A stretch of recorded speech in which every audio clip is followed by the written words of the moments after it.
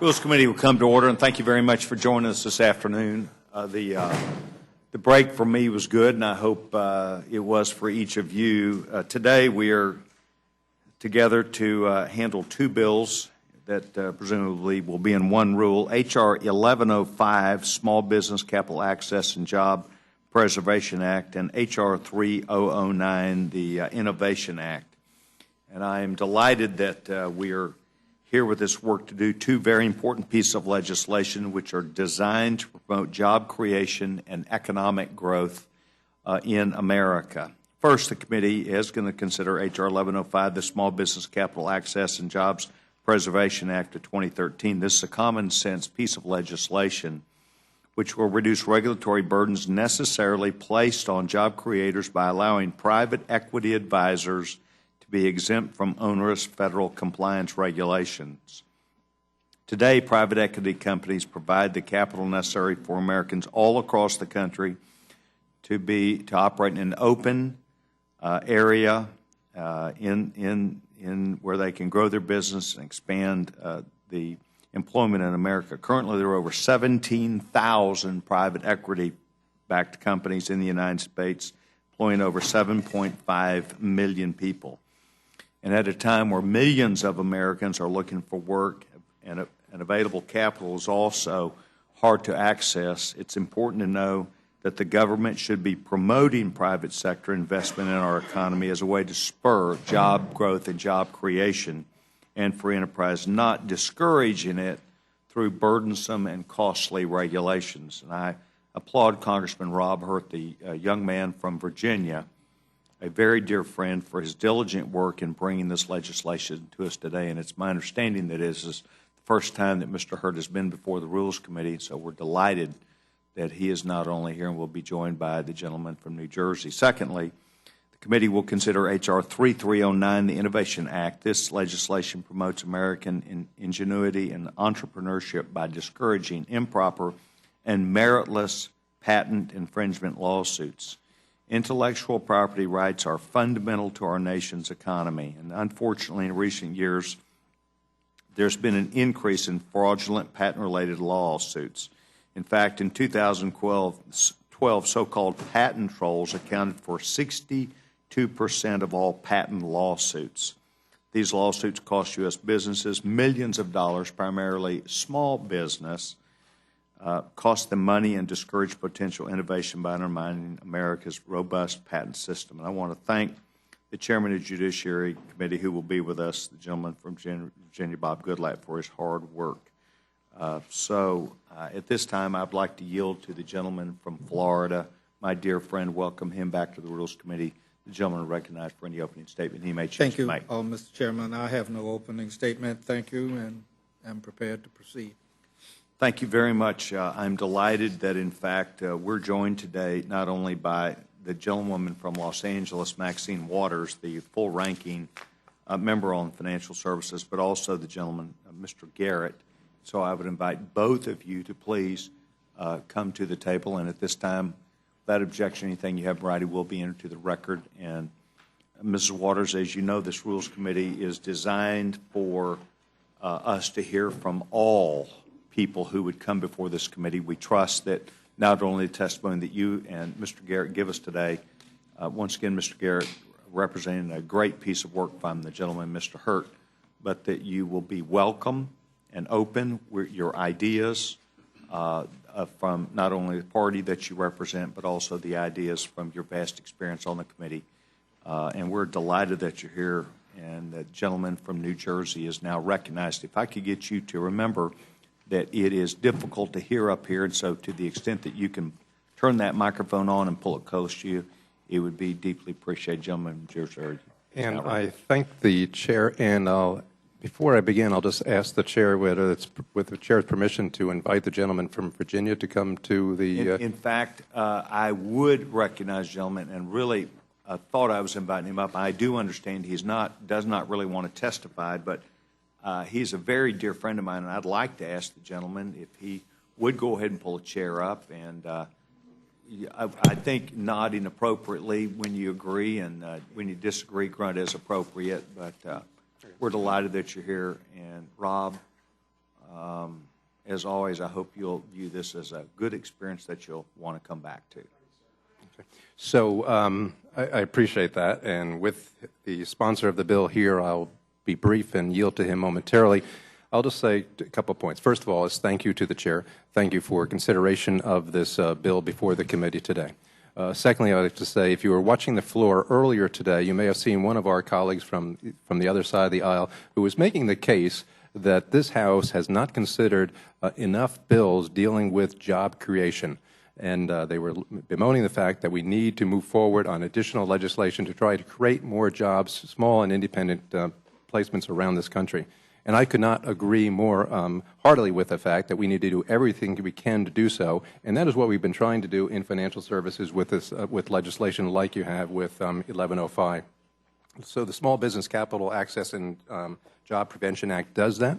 It does so in a bipartisan manner. It does so in a manner that reforms some of the legislation that we did in the past with regard to Dodd-Frank. It does so in a manner that makes sure that we are not dealing with systemically risky organizations, but rather, as Mary Shapiro, former the chair of the SEC, said back in 2011, that the type of funds and businesses that we're dealing with here have less potential to pose systemic risk than any other type of private funds.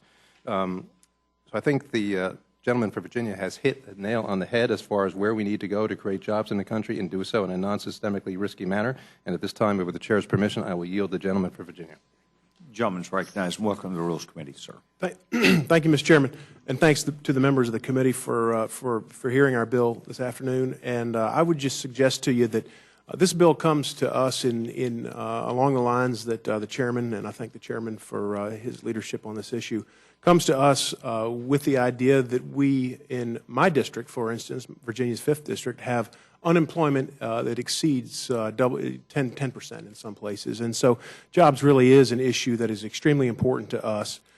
We know, and I think we would all agree here on this committee, that one of the most important ingredients to creating jobs or creating an atmosphere where we can see job growth and families and individuals can find work and be able to provide for themselves and their families, we really must have more access to capital. Capital is the lifeblood of job creation, and what I think the ranking member and the subcommittee chair and I all share on that on our Financial Services Committee is a commitment to trying to increase access to capital. Private equity is one avenue by which capital is accessed. And for those of you not familiar with the way private equity works, typically you're talking about very sophisticated investors, very sophisticated advisors who deal with investing in portfolio companies that I would imagine are found in every single district that is represented here in this room.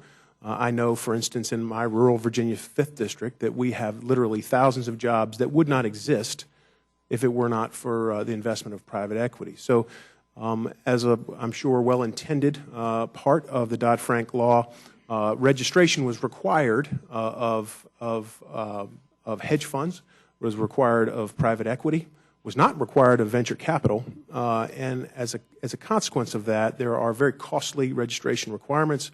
They're also, not in addition to being costly, they're also, I would suggest to you, unnecessary, because as the subcommittee chair, Mr. Garrett, indicated, private equity, again, very low debt, if any.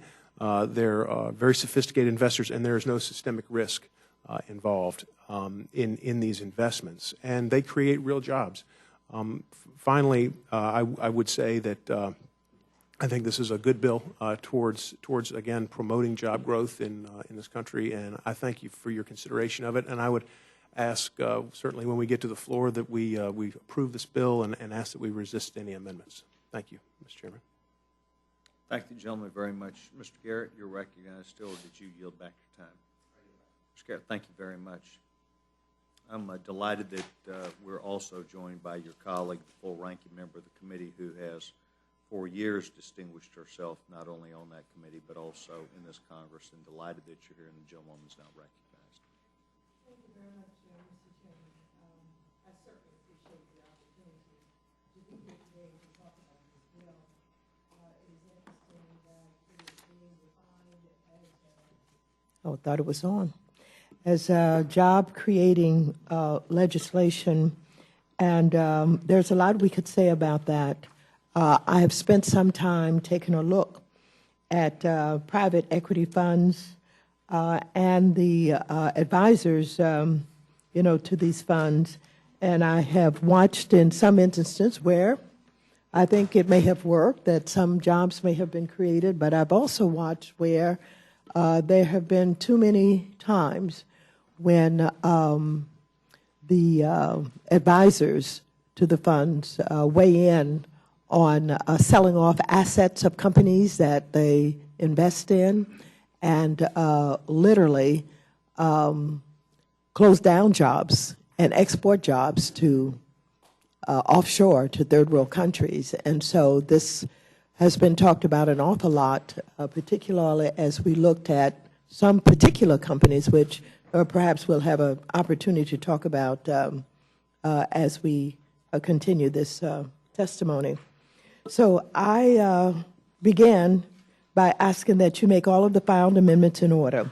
Regarding the bill, I have serious concerns with H.R. 1105, which exempts private equity funds from registering under the Advisors Act. H.R. 1105 does not improve upon the reforms included in Dodd-Frank, but instead rolls back the law's investor protections. SEC Chair Mary Jo White echoes these concerns, stating in a letter of opposition to the bill that, quote, our markets would not be well served by narrowing the scope of the Commission's jurisdiction and oversight over these advisors. Today, advisors to private equity funds with more than $150 million are registered with the SEC and are making systemic reports to FSOC. This bill would exempt the entire industry of more than 2,670 funds from having to do so in the future. Given that these funds made approximately $300 billion in investments last year alone, this is not an insignificant exemption.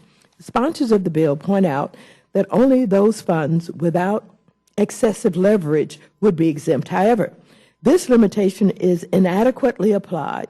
In addition to the fund, the leverage limit should also be on the portfolio companies that are owned by the fund. Private equity funds will often significantly increase a company's debt. It is also my understanding that the largest cost burdens associated with registration have already been expensed. The question now is whether the benefits of reduced systemic risk and increased investor protection outweigh the ongoing costs of being a registered advisor. Undoubtedly, they do. To be clear, I'm sympathetic to some of the concerns private equity funds have when applying the Advisors Act directly to their business model. That is why I support the Maloney Amendment to require the SEC to establish a streamlined registration and disclosure process for advisors to smaller funds. However, rather than addressing these narrow cost issues, the bill itself takes a sledgehammer to all of the investor protections arising from registration.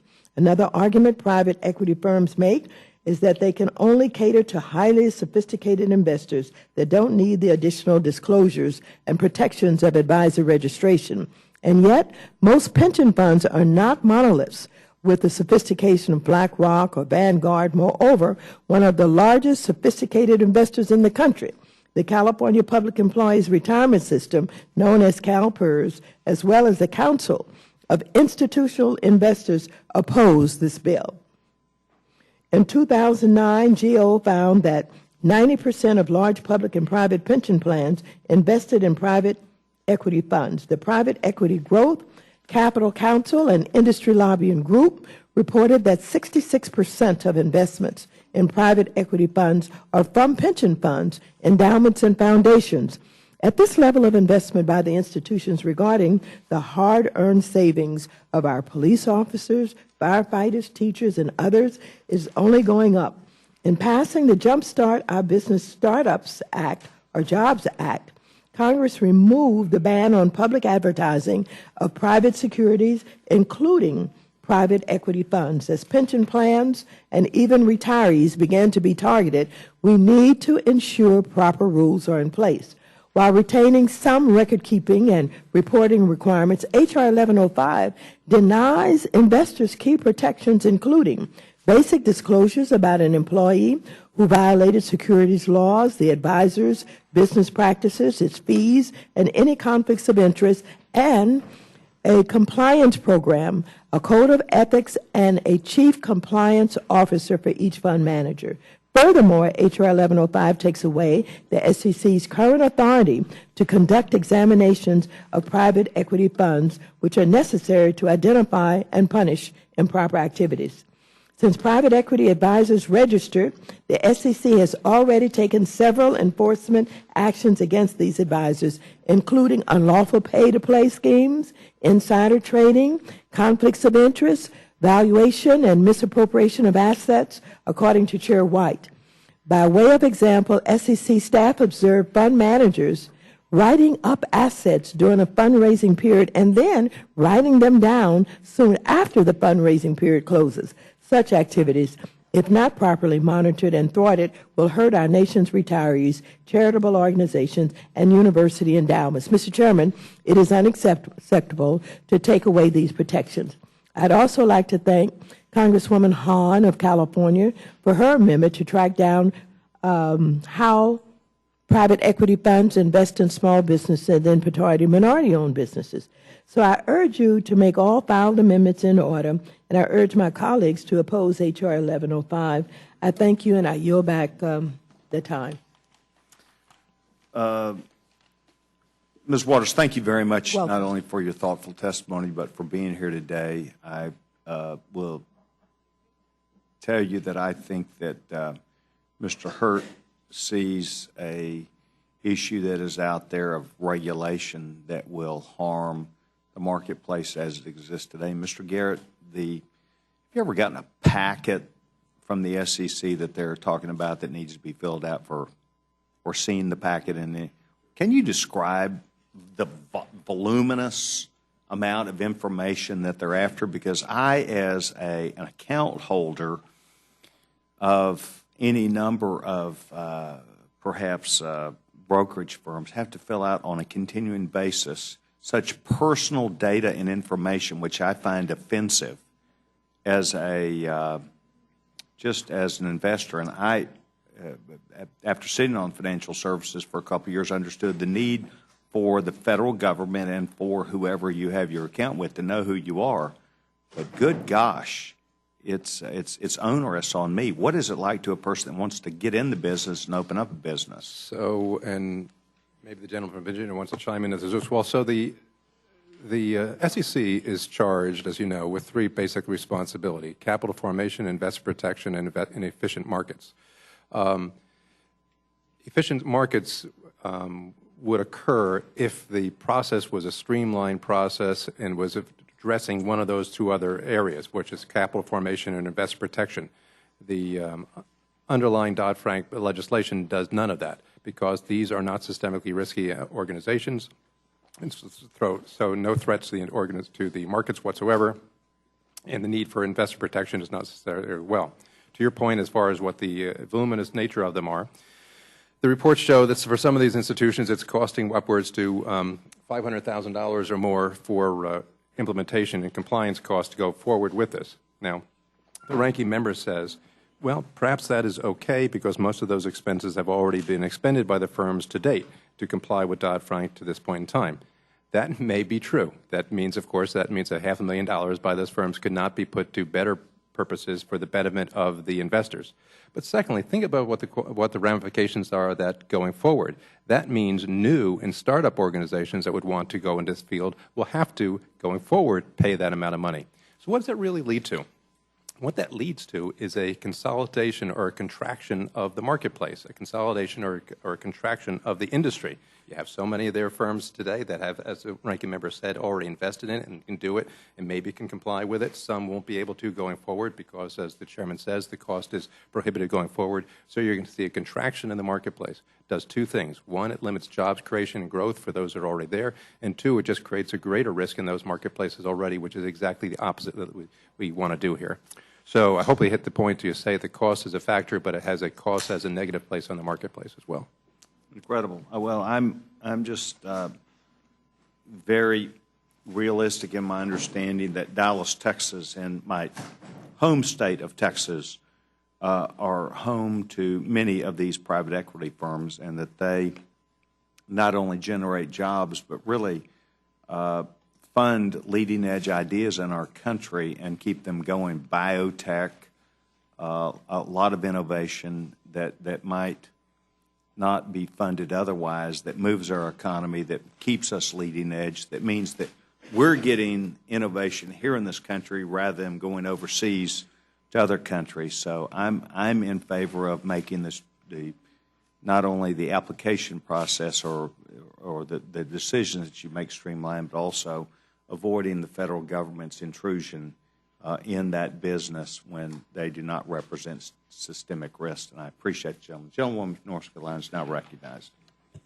Thank you, Mr. Chairman. I thank our colleagues for being here. I have no questions. I yield back. Gentleman yields back her time. Gentleman from Florida, Judge Hastings. Thank you very much, Yes, sir. Chairman. Mr. Chairman, I ask unanimous consent to place in the record the statement of the administration's policy. Without objection, the staff will be entered in the record. Without getting into the details of the policy, it may come as no surprise to some that the President's senior advisors would recommend, as it pertains to 1105, that he veto the bill. Mr. Chairman, I have in hand a letter dated June 18th, and I would, from memory, reading about this, the markup evidently took place on the 19th of the year. The letter is from Mary Jo White, who is at that time chair of the Securities and Exchange Commission. I find it interesting, and I would ask our presenters to respond to comments that she made. And before, let me lift from it and ask unanimous consent that the letter itself be included in the record, and then I will go on to explain, Mr. Chairman. Yes, sir. All right. Without objection. She makes it very clear that I write to briefly express my views on these two bills. And she's referring to 1105 and another measure that's not before us here today. But as it pertains to 1105, she says, I write, the views expressed in this letter are my own and do not necessarily reflect the views of the full commission or any commissioner. But she goes on to say, regarding H.R. 1105 registration under the Investment Advisors Act, it serves to protect investors from conflicts of interest and other risks associated with investors entrusting their assets to advisors. It talks about, in her view, the Dodd-Frank Wall Street Reform and Consumer Protection Act. And then she says, in my view, our markets would not be well served by narrowing the scope of the Commission's jurisdiction and oversight of these advisors. And tellingly, she says, private equity fund investors are in need of the same protections as other private fund investors. As with other types of funds and advisors, the Commission has brought enforcement actions against private equity funds and their advisory personnel involving unlawful pay-to-play schemes, insider trading, conflicts of interest, valuation, and misappropriation of assets. Registration provides the Commission with tools to discover and prevent fraud and other violations of the securities laws, enhancing confidence in our capital markets and promoting fair dealing. It's important, therefore, that the Commission, as a capital markets regulator, have an appropriate level of oversight of these entities for both investor protection and market efficiency purposes. Beyond this, the base exemptions from registration on investment strategy or leverage would result in the security laws generally favoring or disfavoring particular strategies, which should be avoided when the objective is a fair and level playing field. Ms. Garrett, how would you respond to Ms. White's commentary? And I might add, I hope I'm not lifting it out of context, and I'll provide you the full letter if you have not had the benefit of it. Sure, appreciate that. So I think the seminal comment in your statement was the original one, that she was speaking for herself and not for the SEC. She was speaking for herself and was not speaking for the commissioners. If you go on further to her statements where she made elsewhere, she says, Chair White has acknowledged that, and this is probably why she was not speaking for the commission, is because, as she acknowledged, neither the SEC examination staff nor the Division of Investment Management has conducted any examinations of an advisor to a private equity firm based primarily on systemic risk concern. She also says they have not to date reviewed systemic risk issues as part of their examination or private funds, and none of the advisors of private funds that withdrew their registration has a systemic market impact. So in other words, they have not made, the SEC has not made a determination in the areas that she is speaking of here. And at the end of the day, you have to ask yourself the seminal question. What is the responsibility, by leaving this in, what is it that you're attempting to do? Protect the millionaires and the affluent and those who have the wherewithal and the protections that they need? Or should we refocus the SEC to do what the SEC was designed to do, and that is to basically protect the Main Street investor out there? And I think this is what this legislation does do satisfactorily. But you're talking about systemic risks as opposed to investor advice. And well, that was my understanding of Dodd-Frank was it covered both. Right, and that was to my second point, I guess, when he was making the comment to you. Who are we trying to protect through the SEC? They have three responsibilities: capital formation, investor protection, and efficient markets.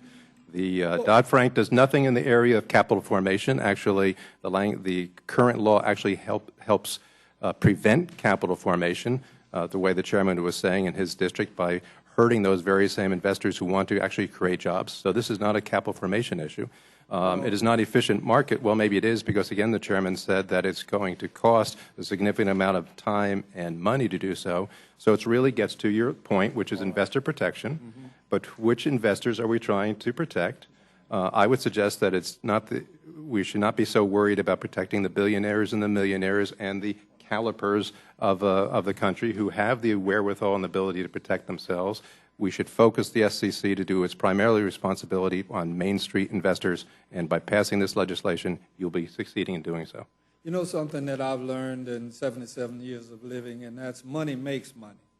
Okay. And therefore, when the deal goes down, what you're talking about, a $500,000 registration for a $150 million company, that's peanuts. And what happens, and help me to understand, if you would, what happens to the tax consequences for business doing business? Let's say I have to pay this registration fee.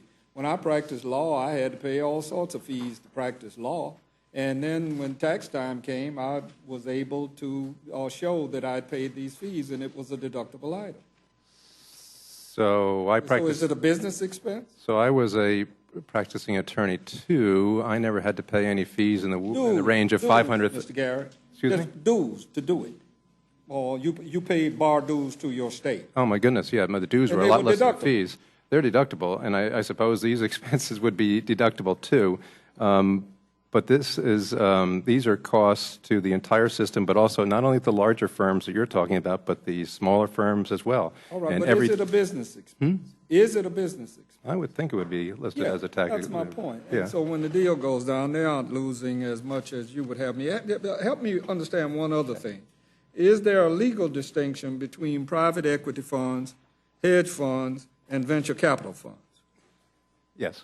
What is that distinction? It's a classification by the SEC by the different nature of their investments, and I believe, as a gentleman from Virginia was laying out in his testimony, that when Dodd-Frank passed originally, we left out specifically venture capital funds. And so hedge funds were included, these were included, and the case was made at that time, obviously not successfully, that these were not part and parcel of any problem leading up to the financial crisis in the past. Understood. And so I'll yield to the gentleman from Virginia if he wants to chime in as well. Well, there is actually, Mr. Garrett, I control the time, but I have no objection to yielding to the gentleman.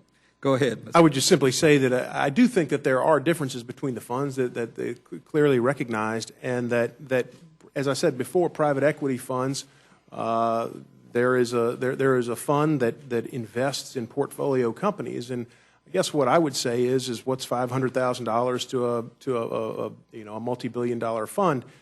Those are real resources that are going to pay the fee that could be used to do the analysis that would lead to another investment in Danville, Virginia, which is or Chatham, Virginia, where Virginia Candle is located, and provides for several hundred jobs. And that's the sort of thing I think that comes up short with respect to the difference between the three funds, the three types of investments. Private equity invests in portfolio companies. There's very little systemic risk. Mr. Hurst, but their investment strategies, there's no fundamental legal distinction between them, is there? Well, I think that they are defined certainly in practice very differently.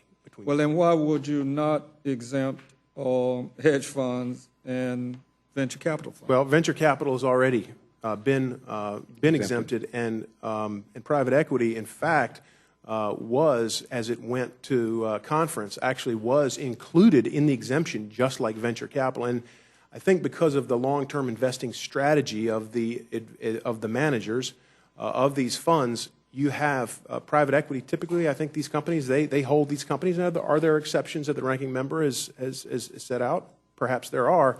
But generally speaking, the investment strategy, I believe, is for a company to be held for 10 years. They want to grow the company and make it more valuable. Ms.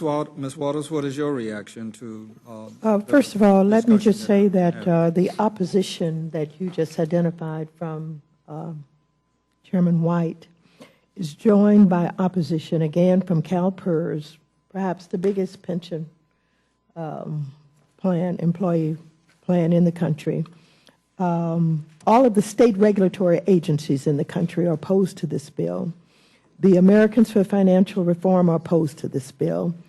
The AFL-CIO is opposed to this bill, and the Consumer Federation of America is opposed to this bill. Now, let me just try and respond to some of what's been said. First of all, I really don't know where my colleague got the $500,000 registration fee from, and whether or not he is talking about all of the firms that are required to register. And let me remind everyone here that firms under $150 million in assets under management are exempt.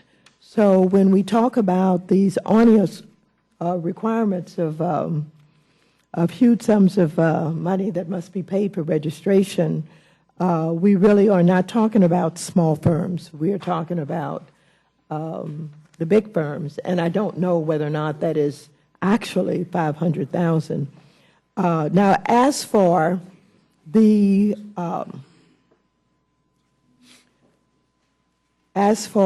streamlining of reporting, I support that, and Ms. Maloney's bill would do that. She offered an amendment to support streamlining reporting for firms up to $1 billion, and I hope that that will be taken into consideration. Why is it so important to have this registration? First of all, let me remind everybody that investor protection is a SEC mandate, not just systemic risk. This is our cop on the block. They do have the responsibility for making sure that investors, large or small, are protected by their government. Reporting is important for large firms so that investors know the conflicts of interest, the fees, the business practices, and the compliance programs. And so the question that I would raise is, aside from what is being described as being costly for registration, what is it about registration that these private equity funds don't want? They don't want oversight. They don't want the SEC to be able to scrutinize what it is they're doing. I don't think that we can afford that. Now, I'm just going to bring something to your attention. Do you remember and tell you why I think this bill is just coming before us today, rather than it was passed, over a year ago. There was extended discussion during the presidential campaign about Bain Capital. You remember that discussion? And what came out, what was revealed is that we have these operations that will go in and invest in these portfolio companies, as it was identified here by my colleague. They will sell off assets. They will fire and reduce the employment, the personnel. They will ship jobs offshore for cheap markets in third world countries. And so we need to know exactly who they are and what they're doing. And one of the things that really bothered me when I looked into this was doing the marketing, the outreach, the solicitation for investors. We discovered that that many of the illiquid assets were not identified properly. They were defined as being a lot more than they were worth. And then after the solicitation has taken place, they reduced them back to what the real values are. And so there are a lot of reasons why we want our cop on the block, which is SEC, to continue with the oversight that they're given to registered firms. And Dodd-Frank, in Section 4 of Dodd-Frank, basically, I think, did a compromise with those who were pushing for no registration for any firms. He, in Dodd-Frank, Section 4, exempted those firms under $150 million. What more do you want? I think that we have to be responsible in the way that we protect investors. If, in fact, CalPERS, they don't get any bigger, is saying something's wrong with this, we don't support this bill, don't do this. We have all of these entities that I have identified, and then the president, the White House has weighed in on this, and his advisors are saying, you send it this way, we're recommending veto. All right. Thank you all. Mr. Chairman, I yield back. Gentleman yields back his time. The gentleman from Oklahoma, the chairman, is recognized. Just want to thank my colleagues for being here, but I have no questions, Mr. Chairman. Gentleman yields back his time. Gentleman from Colorado is recognized. Thank you, Mr. Chair. I support this bill. I think it's a great move in the right direction. When we're talking about compliance costs, and we're saying, oh, it only costs $500,000 for a $300 million fund, keep in mind that $300 million sounds like a lot. That's the amount in the fund. The amount they have to manage that fund might be 2% a year. That's an industry norm. So if you take a $200 million fund, their entire budget to run that fund with all their staff and work might be closer to $4 million. Now, that still sounds like a lot of money, but $500,000 out of $4 million is a lot more. That's 1/8 of their entire budget going to regulatory compliance, meaning that they, instead of hiring an additional analyst, an additional attorney on staff, additional CPAs, it's going to government regulators and compliance rather than value creation in allocating the investment.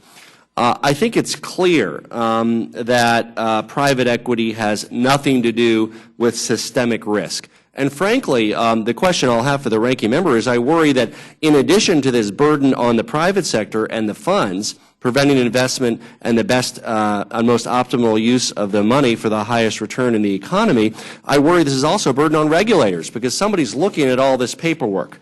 And when they're looking at all this paperwork coming in from private equity, I'm worried they're not looking at something that they should be looking at because of systemic risk. So how do we deal with this issue, Ms. Waters, of adding all this paperwork and work for regulators, given that they have limited resources, and what about the risk of them taking their eye off the ball on something that's derivatives or something that some big bank is doing that actually could cause a financial meltdown? First of all, as I said in my response to my colleague, I'm not so sure that $500,000 for all registrations is something that we really know, and that is absolutely documented. That's number one. Number two, when you have the chair of the SEC weighing in and making such a strong statement about the desire to offer investor protections, we should pay attention to that. If they are not worried about the paperwork and the time that's involved, because they feel it is important to do their number one mandate, then I think we should recognize that. When we have the White House weighing in on this and saying that they believe that there should be registration, there should be protection, then I think we should pay attention to that also. So I don't think it's a matter of us being worried that somehow we're going to put too much of a burden on the SEC. As a matter of fact, if we're concerned about the SEC, we would make sure that we allow the SEC to use the fines that they levy in order to cover the amount of work that they have to do instead of blocking that. Some of the same people who talk about worrying about the overburden that the SEC has have not been supportive of making sure that they have the money that they deserve in order to do the work. But if they want to do it and they think it's important, I think that we should also be as concerned about our investors. I'm certainly concerned about teachers and firefighters and all others who are in these pension plans, and they have to protect them and they have to protect their investments. Thank you for your comments, and I agree with you completely about making sure the SEC has the resources they need. And with the sequester and the inability to use the fines and fees, I think we need to do something about that. I do worry that, particularly again in the context of sequester, this legislation can help remove some of the burden so they can focus on more important issues of systemic risk. I would, I guess, go to Mr. Garrett to ask about this issue of systemic risk and where it resides, and if you think, in fact, by removing the person on the other side of this paperwork of dubious value, we can, in fact, better focus the effort of regulators on legitimate issues of systemic risk. Sure, and actually those are conversations that I've had with Chairman White from when she first came in office, actually, that in light of the fact that they have a three-part mandate and the resources are always going to be limited, don't they need to focus on a couple of things? First, on those mandates, and secondly, in those areas where Congress has made a bipartisan statement as to where their focus should be. Here is one area where I think the Congress has, at least in the House, made a bipartisan statement where the focus should not be. And why do I say that? If you go back to, I'll be brief, if you go back to 2009, when the legislation was just going through, at that time, I was ranking member. Paul Konjorsky was the chair of the subcommittee. He made the statement, as I recall back then, can't get it exactly right, but he said something to the effect of, I really don't care about rich people and millionaires if they want to and make their investments in these things and potentially losing a lot of money. My focus is going to be, and make sure that the SEC's focus is going to be on where the problems are going to, where their focus should remain. And just reclaim my time for a follow-up question. Isn't it very much the sophisticated investors who are most capable of hiring the attorneys they need, even filing lawsuits if necessary, if in fact they are ripped off by an investment fund? Sure. Sure. And you're talking about the sophisticated investors and also what we were talking about, the ranking member already said, as far as the pension funds. They're very sophisticated. They are very sophisticated, even the smaller ones, and they should, and they do have the fiduciary duty to be doing that already. So I thank you for the question. And I would add they're frequently effective in doing that. And the size of this burden, and I agree with, again, the ranking member, $500,000 is an arbitrary figure. It's hundreds of thousands is what I've heard and many of you have heard. Compliance could be a few hundred thousand. It could be 700,000-800,000. It might depend on how much you're paying your attorneys and your folks to comply. But that is more than de minimis for a fund that might sound large on paper. Oh, $300 million fund. That sounds like a whole lot of zeros. But 2% of $300 million is $6 million. That's their annual operating budget. And whether it's $300,000 or $600,000 a year out of a $6 million operating budget, much of which is accounted for by their lease and by their overhead that they need for running a business, that could be a sizable amount of their ability to actually allocate the capital that they're charged with allocating.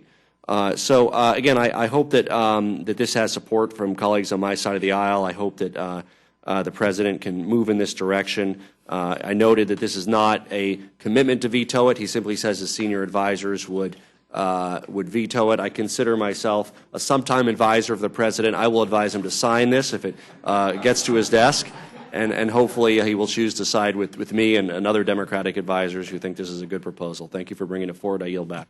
Gentleman yields back his time. Gentleman from Georgia's working. Good haircut, Rob. I joined the crowd and got one also. Got them all cut. Looks like you did too. Well, I know how that works. Gentleman yields back his time. Gentlewoman from New York. Thank you for recognizing me, even though I am tardy and I have no questions. I think you look awesome, Louise. That's why I came.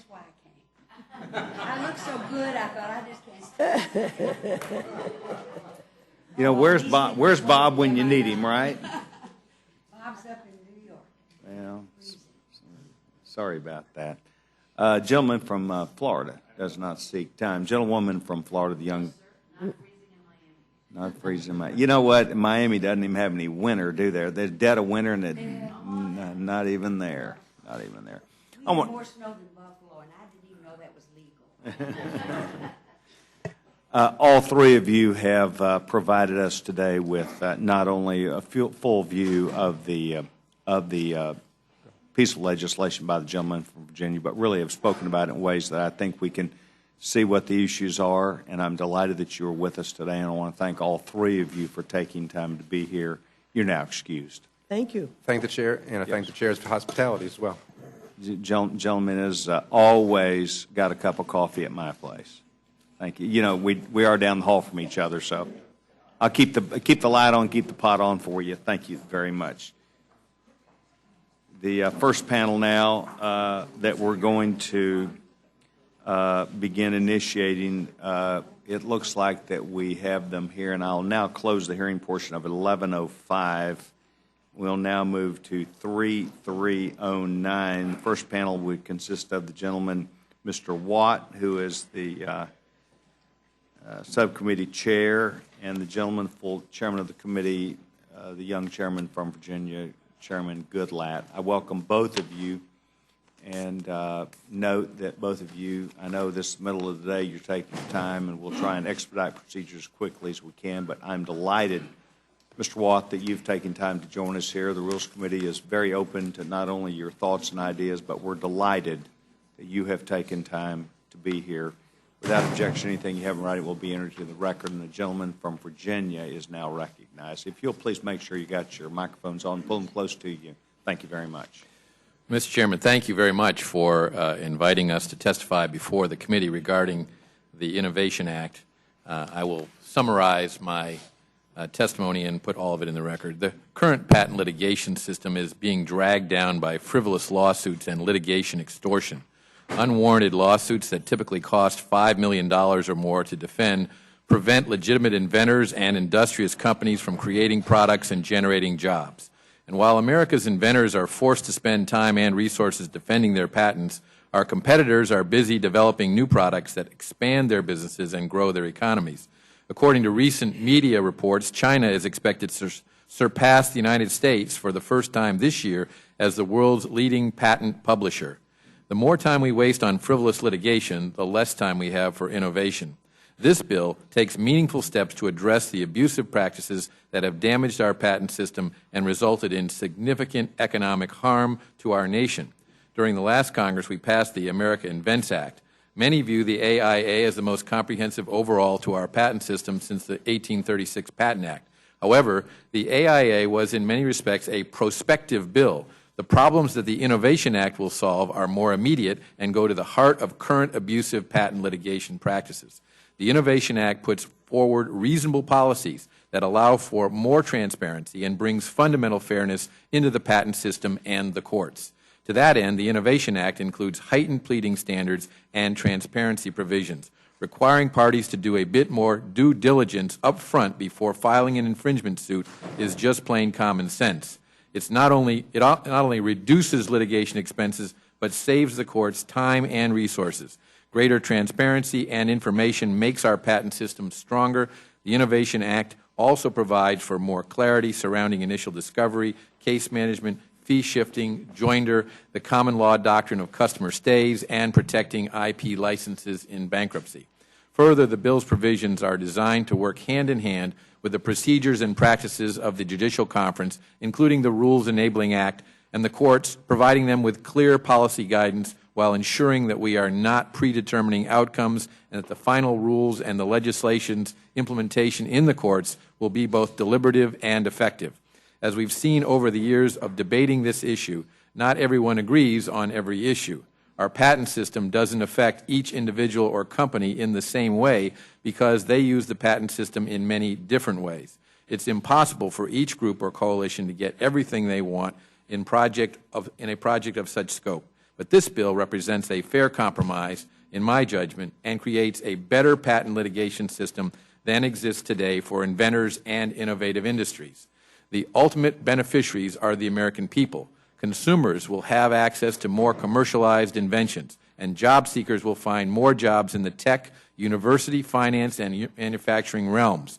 I've developed a manager's amendment that is mostly comprised of technical edits and a few necessary changes to more substantive matters. Some of the issues addressed include clarifications to the limitations in discovery before claim construction provision, providing more time for agencies tasked with producing various studies and reports under the Act, and other technical edits and improvements. I ask the committee to make the manager's amendment in order, and finally I ask the committee to grant an appropriate rule that allows us to move expeditiously on this important legislation. And Mr. Chairman, I am pleased to report that there is a wide array of organizations supporting this legislation, from the United States Chamber of Commerce to organizations like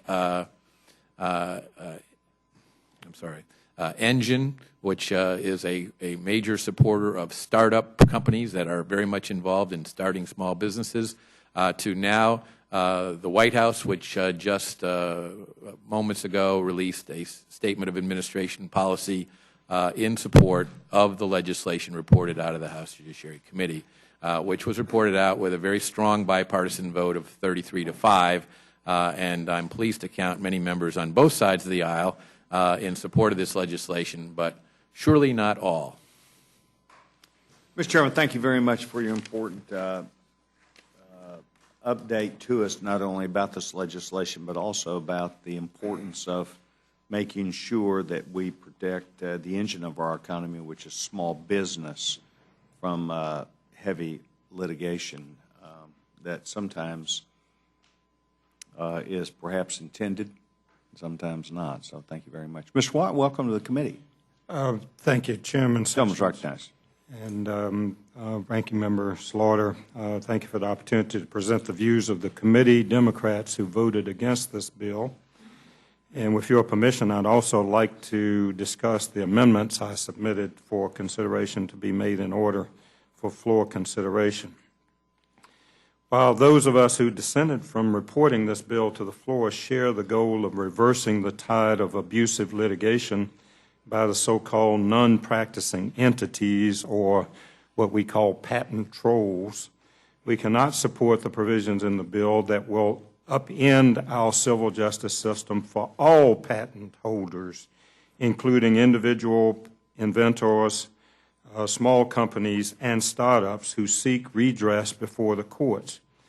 The problems we have with this bill have far less to do with the bill's application to non-practicing entities or patent trolls than to what we believe to be a serious failure to appreciate the interconnectedness of the reforms in the bill and the domino effect they will have on all litigants.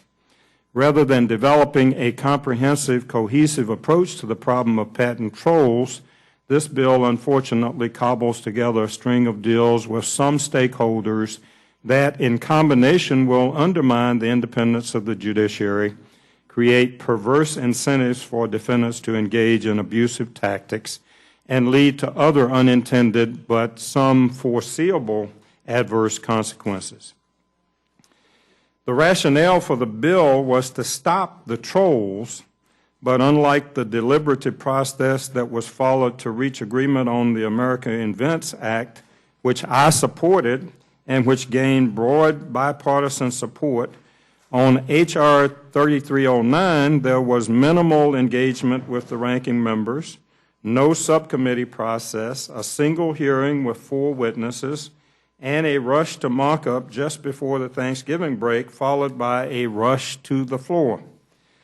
The stakeholders have had, few stakeholders have had any opportunity to evaluate this bill and its implications, and that is why groups from all perspectives have requested a delay in consideration of this bill or oppose it in its current form. These groups include the Coalition for 21st Century Patent Reform, the American Bar Association, the American Conservative Union, the Club for Growth, the Intellectual Property Owners Association, the Medical Device Manufacturers Association, the National Bankruptcy Conference, the Patent Office Professional Association, the National Small Business Association. I can go on. I got a bunch of more. I'll just submit the list for the record. What we know is this: even with the increase in patent troll suits, the GAO found in a study that we mandated that patent troll suits account for only a small fraction of all patent litigation in the courts. Most patent infringement suits involve competitors against their rivals. This isn't to say there isn't a problem, there is, but to paraphrase the former director of the PTO, David Kapos, who was one of the witnesses we heard from, where's the fire? There's no fire, no rush to throw together a bill without vetting its full impact. Ranking Member Conyers and I offered a substitute in committee, and a revised version has been submitted to the Rules Committee for consideration. While our substitute isn't perfect and also needs more work and evaluation, we believe it is a better baseline from which to start to address the concerns patent trolls raise. The core provisions in our substitute track closely the measured bipartisan bill introduced by Senators Leahy and Lee in the Senate. It requires patent owners to report on the real party in interest in any patent they assert in court. This obligation introduces transparency into the system and will prevent the trolls from creating shell corporations to hide behind. Non-compliance with this obligation would render a patent holder ineligible for enhanced damages or attorney's fees if they ultimately prevail on their claims. Our substitute also has a provision that permits downstream users of patented products or technology to stay a suit that against that user. For example, a retailer, hotel, or a coffee shop, and pursue the claims against the manufacturer who is in a better position to defend a claim of infringement. Finally, our substitute requires a study of what are likely First Amendment protected demand letters. These are letters sent from one private party to another demanding that a party cease infringing a patent or risk being sued. Some of these parties are engaged in legitimate business negotiations to license a product, not trolls who often target their demands to companies who, either because they are unsophisticated or simply want to avoid the cost and risk of litigation, pay off the trolls to go away. Again, this is a difficult issue that requires thoughtful deliberation to craft a solution, and our substitute attempts to thread the needle, unlike H.R. 3309, which is more like a sledgehammer. I hope the Rules Committee will make our substitute in order. Ranking Member Conyers and I also submitted during the judiciary markup and have submitted for consideration by the Rules Committee an amendment to provide the PTO with full, unfettered access to the funds it collects. It is simply incredulous that the PTO, a completely fee-funded entity, is required to come to Congress to gain access to those fees and see them diverted, as has happened during the sequester, to other purposes. This measure has universal bipartisan support on the Judiciary Committee and among stakeholders, and would go a long way towards ensuring efficient and quality services by the PTO. I ask that this amendment also be made in order. Finally, Mr. Chairman, I've submitted several other amendments to this committee that I respectfully request be made in order. First, although the manager's amendment has made some improvements to the discovery provisions in the bill as reported, I, together with Mr. Shabbat, have submitted an amendment that would convey to the courts that Congress expects them to actively consider whether in each patent case discovery should be limited until the court has ruled on the claim construction, but provides them the necessary flexibility to determine whether to do so in the specific cases before the court. We continue to believe that it is bad policy to micromanage a court's management of cases in legislation. I've also submitted 3 amendments that address the mandatory fee shifting in the underlying bill. One, along with Mr. Nadler and Ms. Jackson-Lee, simply relaxes the eligibility standard in current law and retains the judge's discretion to shift fees in, quote, appropriate cases, close quote. Another seeks to bring the standard more in line with the Equal Access to Justice Act, which the chairman says the bill's section by section, his provision is based on. This amendment allows a judge who is mandated under H.R. 3309 to award fees when the non-prevailing party's position was not reasonably justified to also consider whether the prevailing party engaged in abusive delay tactics that prolong the outcome of the trial.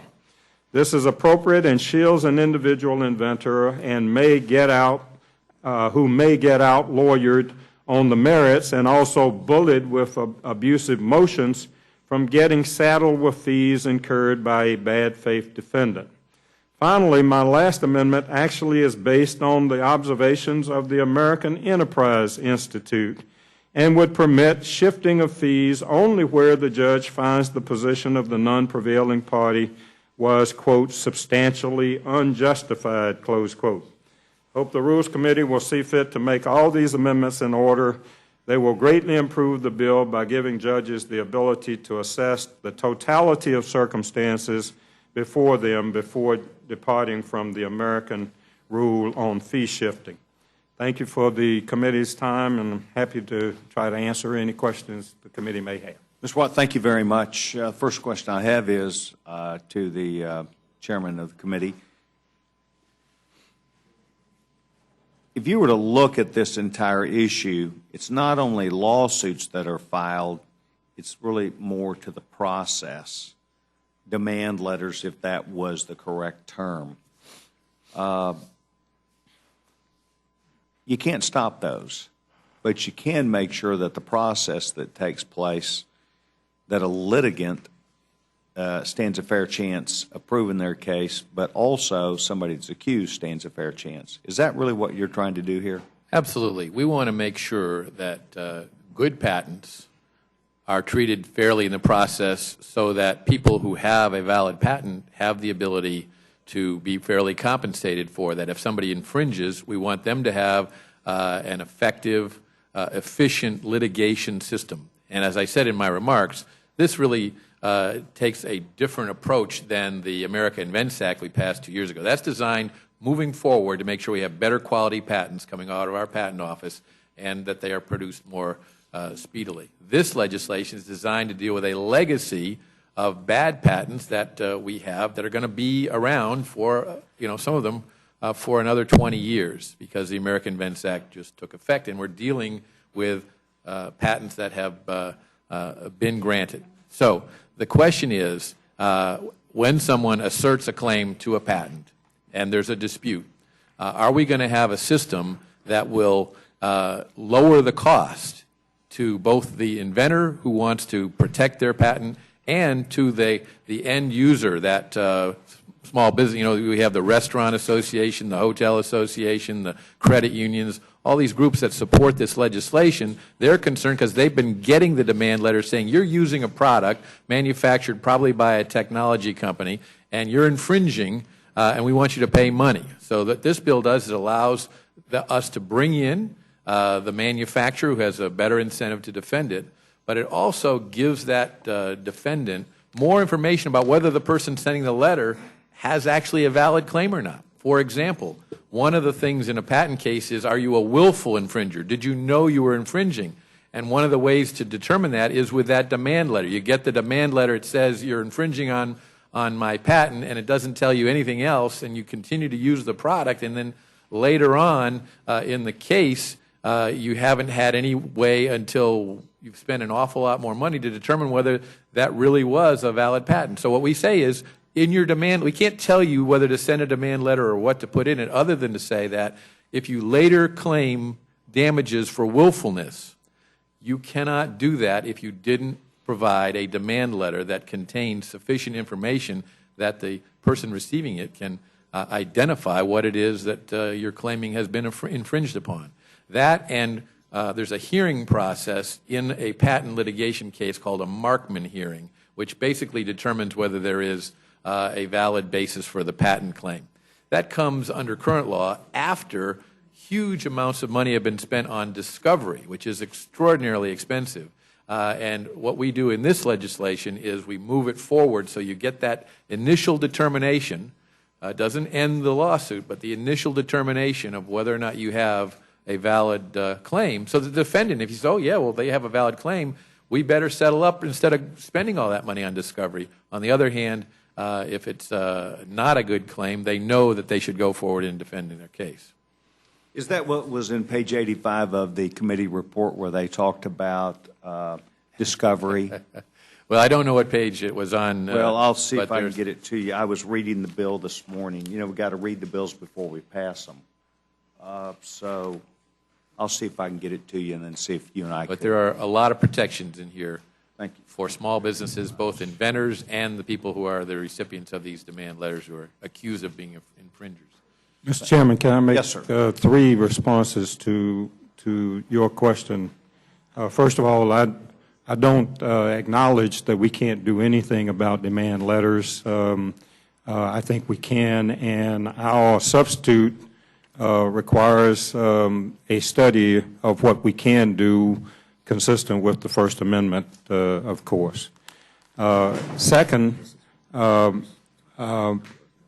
former Director Capos of the Patent and Trademark Office has indicated that he actually thinks these litigation provisions will actually force more demand letters, because we haven't addressed demand letters at all in this legislation, basically by cutting off people from going to court. Basically what you're doing is giving them more of an incentive to go out and demand in demand letters, and it's going to increase. That's one of those unintended consequences that I think this bill is likely to have. And my third response is that we're not arguing about the trolls. If we had a definition of trolls, I think we could find a common solution to deal with them. This legislation deals with all people in the patent litigation area, and so we have tried to solve a small fraction of the problems with trolls by making it more difficult and imposing rules and regulations and legislative language on non-troll participants in the patent process, and rather than leaving it to judges to craft and deal with those things in a more measured way. Thank you very much. I think our staffs are now looking at that. I just want to make sure I was applying the same logic that you were speaking of, Chairman. Perhaps you have an update about whether I was right or not. They know. I do, Mr. Chairman, but I'm referring to a letter from a wide array, the American Hotel and Lodging Association and many state associations that, including the Texas Hotel and Lodging Association, that makes specific reference to an incident that occurred in your state. Innocent product purchasers such as hotels providing wireless internet access to guests are being targeted by patent assertion entities seeking to earn a quick settlement. These frivolous lawsuits are abusive and difficult to fight and are a financial burden with serious consequences. During the last year, patent trolls have sued almost 100 hotels in Texas alone, claiming the wireless internet routers and access point devices the hotel purchased to provide Wi-Fi to guests infringe upon patents held by PAEs. Well, if the holder of that alleged patent has a valid patent claim, certainly they should be allowed to proceed with that. But either way, whether they do or they don't, the cost of litigation and the ability of the invalid patent claim holder to arbitrage the cost of litigation and say, it's so expensive, I know you're going to pay me this money rather than test that out, that needs to be reduced so that we can hold back and make it far less attractive to assert a bad patent claim. And that's the objective of this legislation. Just makes sense to me. Thank you very much. Gentleman from Oklahoma, the chairman is recognized. Thank you, Mr. Chairman. This is an area that I must say I don't know a great deal about, but I'm intrigued by the odd bedfellows on each side of this debate. I mean, we have a lot of people that I respect on each side that aren't normally on the same side, but are hooked up together. I'm looking forward to the testimony we're going to hear later on this. But so let me ask you, just from a layman's standpoint, again, somebody that's a non-attorney, but very concerned with anything that inhibits creativity and entrepreneurship. I know we all are. What would you see as the 2 or 3 greatest differences between your respective points of view on this legislation? Obviously, let each one of you speak for yourself. Well, to me, the more money that a business has of any size, but it's most important, it's life or death to a small startup business, whether that be in Oklahoma or Silicon Valley or anywhere else in the country, is to not get, as you're developing your new product, bogged down in litigation that can essentially never get your business off the ground, destroy the opportunity to build it. So having a litigation system that more fairly determines whether or not that patent is a valid patent and does it more quickly, more upfront in the process, is going to promote innovation and protect legitimate inventors. It's also going to protect the vast myriad of American business that have been receiving these demand letters now and really is what has fueled this desire to have legislation on patent litigation reform as opposed to the patent processing reform that we did in the American Invents Act, because they don't know when they get that demand letter whether it has any validity or not. But if they can bring in the manufacturer who has every incentive to defend their own product and has, I'm sure, their own patent claims or licenses that they're claiming, and also wants to defend their customers who are now being sued, that's a good thing to hold down costs and to have a more speedy determination of whether that's a good or a bad patent. The same thing with the other discovery tools that I referred to earlier in this process. So to me, if you can have a litigation system that is reformed and streamlined so you can have a determination of the validity more quickly, you're going to help promote innovation, you're going to protect the little guy who can't afford those huge litigation costs. And finally, if you have a truly abusive patent, and this is where there is no merit whatsoever, then you can have a fee shifting. And that fee shifting was also carefully negotiated with members on both sides of the aisle and added to the bill reported out of committee at the last moment. It was offered by Hakeem Jeffries of New York. It's a further change that gives the judge more flexibility in determining whether there are circumstances in which, even when there is no merit whatsoever to the claim, the judge can still say that under certain extreme circumstances, well, we're not going to do any fee shifting in this case. So that, coupled with the discretion the judge already has in determining whether or not it is a frivolous claim, tells me that this is really good litigation reform. I think the hallmark of that is that it has bipartisan support, including the White House, which was also involved in the negotiations moving forward with this legislation. Let me address your question first by telling you what we agree on. The troll problem is a problem. And if this legislation were restricted to trolls, I think you would have broad bipartisan everybody would be basically on board. The problem is to attack the troll problem. You've gone through a system now that imposes major burdens on all participants in the litigation system. And that's going to have more impact on small inventors because they can't afford that. Second,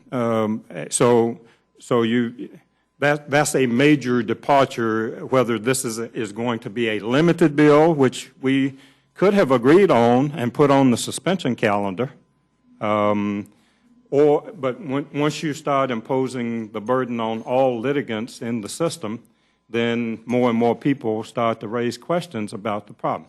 The second major departure is on fee shifting. The American rule is that each party pays their own fees.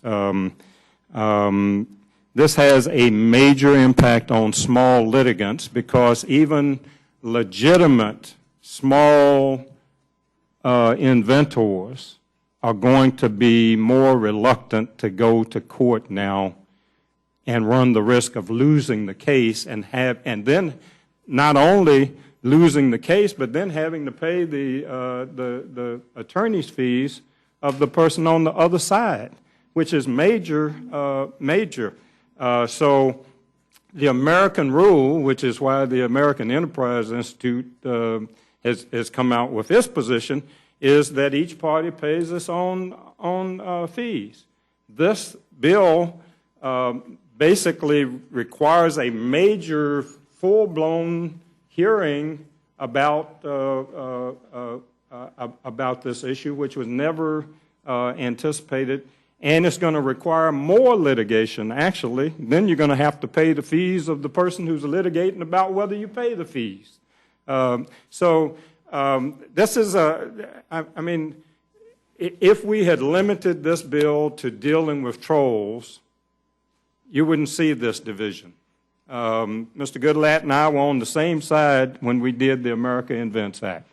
But rushing into the process and trying to rush it through rather than going and talking to all the parties, now all of these parties are coming out realizing, look, this has some broad implications. We need to slow this train down. And that's really what needs to happen here. Even more than our substitute or the bill, what would benefit the most from this is just to slow the process down and go back and try to find the common ground that we could agree on. Oh, certainly. If I might respond to that. This bill is 10 years in the making. It includes provisions that did not, because it was dealing with litigation reform, make it into the last bill. It's been very transparent. We put a first draft up on the committee's website in May of this year, and for 4 months we took detailed comments, and we made revisions. As a result, we then put up draft 2, which was on the committee site for 2 months, and we got far fewer comments. So it's not unknown to parties who don't like this or don't like that, and everybody has their own set of motivations with regard to whether they got everything they wanted or didn't get everything they wanted, or are really the target of this legislation because they are indeed a patent assertion entity. Whatever the case might be, they've had plenty of transparency, plenty of opportunity to discuss it. The bill was introduced, a hearing was held, a markup was an extensive markup. It convinced the vast majority of members of the committee that this had been done correctly, and I think this process has been fair and transparent.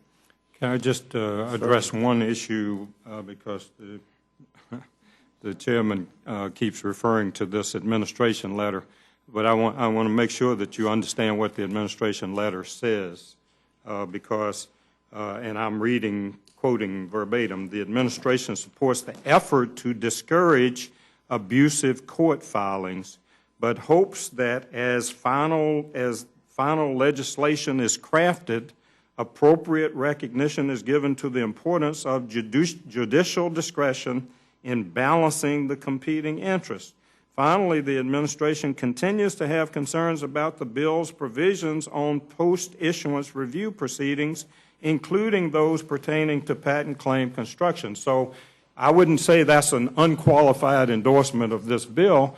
The administration's letter even acknowledges that they have concerns about this bill going too far or not dealing with some of the concerns that they've had. If I might respond please. to that. First of all, we could sit here and I could go over all the things that aren't in this bill that I would like, or things that I would change, because this has been a carefully negotiated bill from the outset. But let's read the first sentence of this statement of administration policy, which says, the administration supports House passage of H.R. 3309 as reported with a strong bipartisan vote by the House Judiciary Committee. And yes, there are some concerns they'd like to tweak, and we have told everybody that as this process moves forward in dealing with the Senate and working out the difference between the House and the Senate, those things can all be considered. I have plenty of things that are not in this bill that I'd like to see in there or were in this bill that we modified. That's true. But it is also true that one of the things that the gentleman from North Carolina just cited as a concern of the administration is also in his substitute. So we're never going to get to a point where everybody agrees on everything on this bill. It's been carefully worked, carefully negotiated with concern for all of the various parties and interests involved, and it is indeed, in my opinion, ready to go to the floor of the House. I may sound like a heretic, but I'm not a big advocate of our substitute either. I said in my opening statement, our substitute needs more work too. But I think that's the problem with this process. We've rushed into it, and it's just not, the process has just not allowed people to express themselves. And just because you've been thinking about concepts for years, if this were agreed upon, I assure you it would have been in the America Invents Act, agreeing on concepts and converting that to language that does not have unintended consequences is a very delicate process. I just want to say for the record, I admire the gentleman from North Carolina's political courage in differing with someone who may be his boss not too far down the road. So that tells you how thoughtful and serious the debate between both of you is. Well, at least it blows up the Senate's notion that I'll be a tool of the administration. I think you demonstrated that. And I must say I admire both of you. You're both just great members. Let me just, to one point, and I think you touched on this, Mr. Chairman, because clearly we do have a Senate counterpart. Clearly there will be some sort of negotiation. So if an agreement is arrived at in a conference committee, and I don't pretend to know, and I'm not asking you to explain the differences between the Senate's approach and this particular piece of legislation, but we'll be seeing this again before we get a final product. Effectively, is that what you're effectively telling us? Oh, without a doubt. First of all, the bill in the Senate was introduced by Senator Leahy and Senator Lee, but Senator Lee is joining with me in an op-ed that will appear in National Review tomorrow in support of what we're doing in the House. So this is definitely something where the Senate will be negotiating the final changes they make in their bill, just like we have done that throughout this process. Can you get this done fast enough that Mr. Watt can participate in the conference committee? I hope so. Good. He hopes not. I'm kind of hoping you won't take it up on the floor until I'm gone. So, well, thank you both. It was extremely helpful to a non-lawyer and somebody that's not that familiar with the topic, so I appreciate it. Yield back, Mr. Chairman. Yes, back to time. Gentlewoman's recognized. Thank you very much, Mr. Chairman. And from what I heard on the floor, gentlemen, and I do respect both of you and the work you do, is that Mr. Watt's hope may be realized because the sort of common knowledge on the floor that this bill is going to be pulled. Is that your understanding? Not my understanding at all. I think there's very strong bipartisan support for it. Yes, but there's a lot of outside interest in it as well. I will tell you that I, too, thought it was just a trolling bill, and heaven knows that's an awful problem and certainly has to be dealt with, but I see it's gone beyond that. Mr. Watt, I was going to ask you if the substitute passed, would that satisfy your concerns, but you answered that already in the negative. So. Well, I mean, I just think we haven't had sufficient time to either craft a substitute or craft the underlying bill. So while I think the substitute is better because it's narrower and goes more specifically at the troll issue, which is what this bill was intended to do. I can't tell you with a straight face that I think it wouldn't have some unintended consequences also. Are you familiar with the Leahy-Lee bill? I am. Is it better, in your opinion? Could it be fixed? Our substitute is similar to the Leahy-Lee bill, but obviously, I mean, there is a lot of negotiation that needs to take place. I just think the negotiation should have taken place in the Judiciary Committee of the House. Mm-hmm. Otherwise, we run the risk that the Senate actually ends up writing this bill, sends you a bill back, and then you either got to take it or leave it. Well, I've been somewhat surprised today by people who suddenly seem to have found out what's here, hearing from my district and universities who were very much opposed. So, to my surprise, frankly, because I thought it was a trolling bill, and I'm all for getting rid of that. So, but no further questions for me. I understand. Of course. I'd like to briefly respond to that because I think it's very important to understand that any entity can have good patents or bad patents. So you talk about patent trolls, what you're really talking about is misuse of the patent system by aggressively pushing a bad patent. So if the litigation process always has to treat every party fairly to determine whether or not it is indeed a good patent or a bad patent. If you have a good patent, you have no reason to fear this system. In fact, it will save you costs. But there are some entities, including the universities, who are used to doing something for a long, long time the way they've always done it, and they don't want to change, even though that change would advantage innovation and creativity. And so I'll give you another example. The pharmaceutical industry, always a big challenge in dealing with legislation like this, but we have worked very closely with them, as we have with the universities, but they've come to a different conclusion, and they have taken a neutral position on the bill now. They are satisfied that they do not need to oppose this legislation. So I understand that there are still some groups out there that would like additional changes, want other things done, or don't like some of the things that are in the bill, but the overwhelming majority of people who are affected by patent cases in terms of being plaintiffs or defendants in them are supportive of this legislation, and I think it's important that we understand and recognize that. And the process would only be fair if you apply the term patent trolling as an adjective and not as a noun, because the system itself, the litigation process, is supposed to determine who is a bad actor and who is a good actor in defending their patents.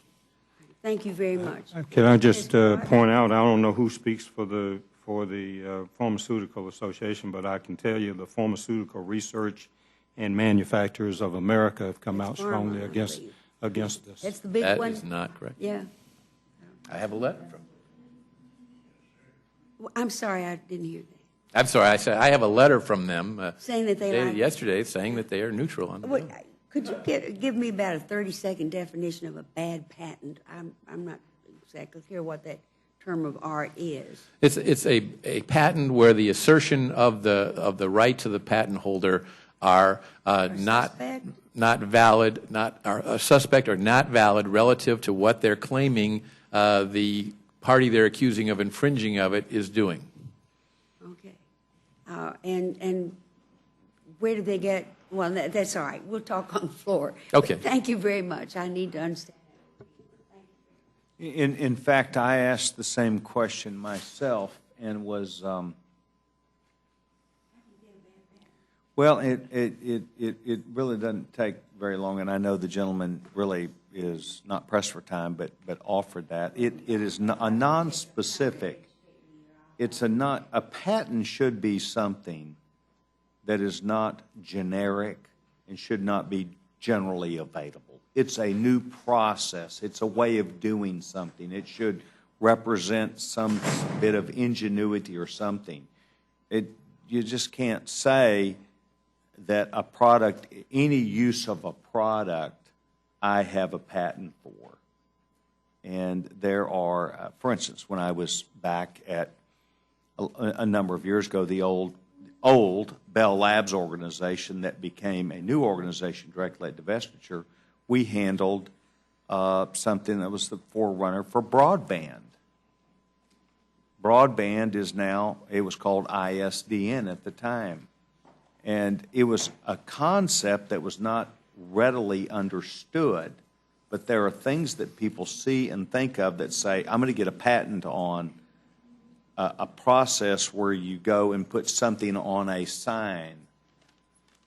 But that did not mean that just because somebody puts something on a sign with a block holder, that if somebody comes and puts something digitally, that they had the patent on putting something on a sign. Well, I know about it's illegal, but it's not an original idea. It's widely accomplished, widely done, and there are some very generic, might be a term, of patents that would apply to a whole bunch of things rather than a specific intellectual property content. The problem here is defining a bad patent is like defining a troll. And if we could figure out a way to define what a troll is, then you could limit this legislation to only trolls.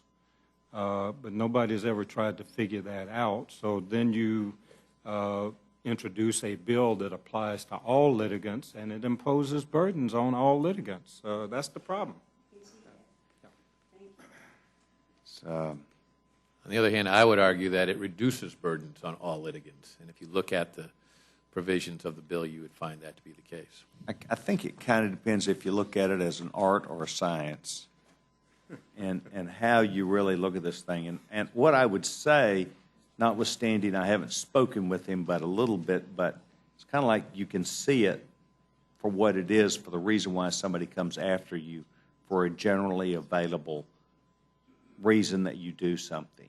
And I think Mr. Polis could probably describe it a little bit better. And I know he's not on the witness stand yet, could be perhaps here in a few minutes. But it is an interesting question that's readily occurring in the marketplace. Hotels, motels, technology, where people are claiming they've got things, and they thought it was generally available product. So it's a lot of things go on outside of the Rules Committee. I'm learning. I think good question. I thank you, gentlemen. Mr. Woodall? Thank you, Mr. Chairman. I have been listening to this with great interest, as Mr. Watt tells me that he wishes when we pass legislation we would just focus on the very narrow issue that's actually the problem instead of re-regulating the entire industry in order to solve a problem for a select number of people. And the chairman tells me that lots of folks are opposed to this, but once they find out how good it is, once it gets rolled out, they're all going to be on board down the road. It's a strange mix. I was just hearing from one of my big research universities, Georgia Tech, Mr. Chairman, that said, we support, well, I can read it verbatim so I don't misquote them. Georgia Tech supports the goals of the legislation to reduce abusive patent litigation practices. While Georgia Tech supports those goals, the cumulative impact of a number of provisions of the bill would seriously undermine the ability of legitimate patent holders to enforce their patent rights. Mr. Chairman, my question is, I brag about you all the time back home, you and the entire committee, about working on immigration step by step because it's so complicated. And the 218 votes you need to do border security might be a different 218 votes than the 218 votes you get to reform the visa process, which might be a different 218 votes than the 218 votes you get to deal with a different challenge.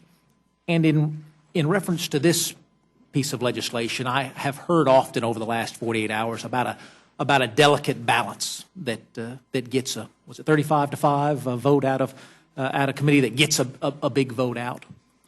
What is it about this issue that necessitates a delicate balance? Why isn't this one of those step-by-step bills where you get 218 votes to deal with this issue and a different 218 votes to sort out the fee-based funding mechanism and a different 218 votes to handle the next issue? Well, first of all, this entire bill is 60 pages long.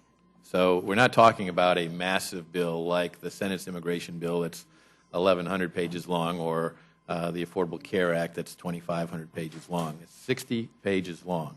But for the concerns everybody's raised, The point is to make sure that you have a process that is fair to the person with a great idea who wants to have that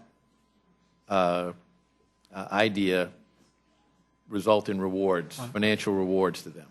But you also want to make sure that someone who's manufacturing a product or the end user of that product is not unfairly extorted from because they know, the person with the bad patent knows that the litigation process is very expensive and therefore the party is more likely to pay up than risk going through that process. So lowering the cost of that litigation is the objective of this bill, and putting things forward up front in that process that determines whether or not it is a good patent or a good patent asserted against that particular use by that manufacturer, by that end user, is a way to reduce those costs. And so all of these things play together to effectuate a better litigation process system. This is basically legal reform, litigation reform in terms of how a person who is a patent holder asserts their claim and how an entity who feels that it may not be a valid claim raises a defense against it. That is something that's very delicate because both parties play a role in innovation and the growth of our economy. Many devices that are produced by our tech sector of our economy have hundreds of patents in them. And so if you slip up on one of those and that one can destroy your product because of the enormous cost of litigation of going through to defend it is a serious problem. And therefore, making sure that the process is fair to determine whether or not a patent is good is at the core of this legislation. And it protects everybody in this process, whether they're a university or whether they're a small inventor or whether they're an end user or a manufacturer or a big company that produces lots of products and oftentimes has a lot of patents, but also licenses from other companies to put their final product together. Tell me about how that burden shifting works. And I'm fond of a loser pays scenario in general to avoid frivolous litigation. But if I'm that hotel owner in Texas that you described, and the judge says, you know what, they did have a valid claim there. You had no way of knowing, but they're right and you're wrong, and so I'm going to award them $1 for your infringement. If I'm that hotel owner, I think I've just won big, but I'm guessing it's going to go down in the annals of judicial history as I lost and had to pay $1 to the other person. How does that burden shifting work? Who makes that determination? Well, first of all, the current law says the judge may do that. This law says the judge shall do it, but then has two processes that give the judge some additional latitude. The first one is the judge has to find that there is no reasonable basis for the claim, either side. No reasonable basis for claiming that that hotel owner is infringing, or no reasonable basis for the hotel owner saying, I wasn't infringing. Secondly, the judge then is given additional discretion, and this is what was very carefully negotiated with Hakeem Jeffries and many other members of the committee to make an additional change that says, notwithstanding that, even if there was no reasonable basis for asserting the claim, a frivolous case, if you will, no reasonable basis for asserting the claim, the judge still has additional discretion if he finds that there is severe financial distress. Is that the final language? Yeah. So again, and believe me, Mr. Jeffries and myself and others went through a great deal of discussion about how to achieve that right balance. And nobody is going to sit back and say that's perfect. He and I would both tell you that we'd take it a little bit differently in opposite directions, but it is a carefully thought out and carefully negotiated way to deal with the cases where there is indeed a frivolous lawsuit brought. Mr. Watt? I supported the Jeffers Amendment. It was negotiated during the course of the markup of this bill. And I support it because it's better than the underlying bill, the language in the underlying bill. But And I told Mr. Jeffers that. He knows, it made the bill better than it was, but it is nowhere near addressing the problem that you've addressed, because you're going to have 2 more hearings now, and then your little hotel owner may end up having to pay not only the cost of the litigation in chief, but then he's got to pay for the cost of litigating about whether he should pay the cost of losing this case. So there are ways to do this if we were more careful about it. You can't do this in the middle of a markup trying to bootstrap language and make the bill better. This should have been done more methodically and thoughtfully. Well, I just might add one more point to that. There will never be an end to that discussion, but as far as the American Association of Hotel Owners is concerned, and most of the state associations, they're fine with the language in the bill because they've endorsed this bill. He's absolutely right about that. They are the biggest beneficiaries of this because they perceive that they're getting all these demand letters and they're getting sued, and this bill is going to solve their problem. They're the ones that actually ought to be supporting this bill. It's the other litigants who are having this extra burden imposed on them when they are not the problem at all in creating the reason for this bill. And once they started looking at it, that's where you get all of this long list of groups coming out saying, wait a minute now, I wanted to help those little people down there protect themselves against the trolls, but I didn't want to do it and put my own fanny at risk. And yet, if I may, Engine Advocacy, which is one of the largest organizations that represents startup internet businesses, the innovators, the creators, the people who put these products on the market, they also endorse this bill. Well, it gives me great pleasure to see such strange bedfellows. When you get the typical bedfellows, I'm not always sure that I'm spending my days productively, but at least when we get a mix of this nature, I know we're struggling with issues that need to be struggled with, and I thank you both for doing that. I yield back, Mr. Chairman. Gentleman yields time. Gentleman, Mr. Montgomery is recognized.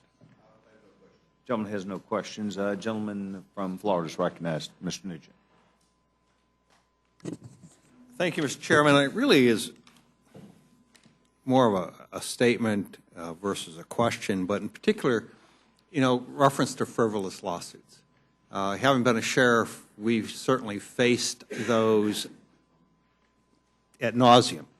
And one of the ways the sheriffs dealt with it was, what they would do is law firms would go after small and medium-sized offices and just flood you with suits on almost every other arrest that was made. And what they were hoping for was the fact that smaller to mid-sized agencies would settle, would write a check for $10,000, $20,000, $30,000, because these mega firms were looking at a way to underwrite the cost of all these attorneys that they had. And how we beat that was we went to a self-insurance fund with those agencies, and we took a different approach. And so when sued, typically what they didn't want to do is go to deposition, because that's where the money's at. And that's where it costs both sides huge amounts of money to go to deposition.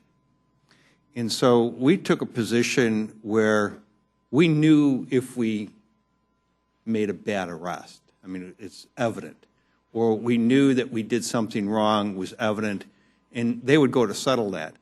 But any other case, we would say, we're going to trial, because being self-insured, we could do that. And guess what?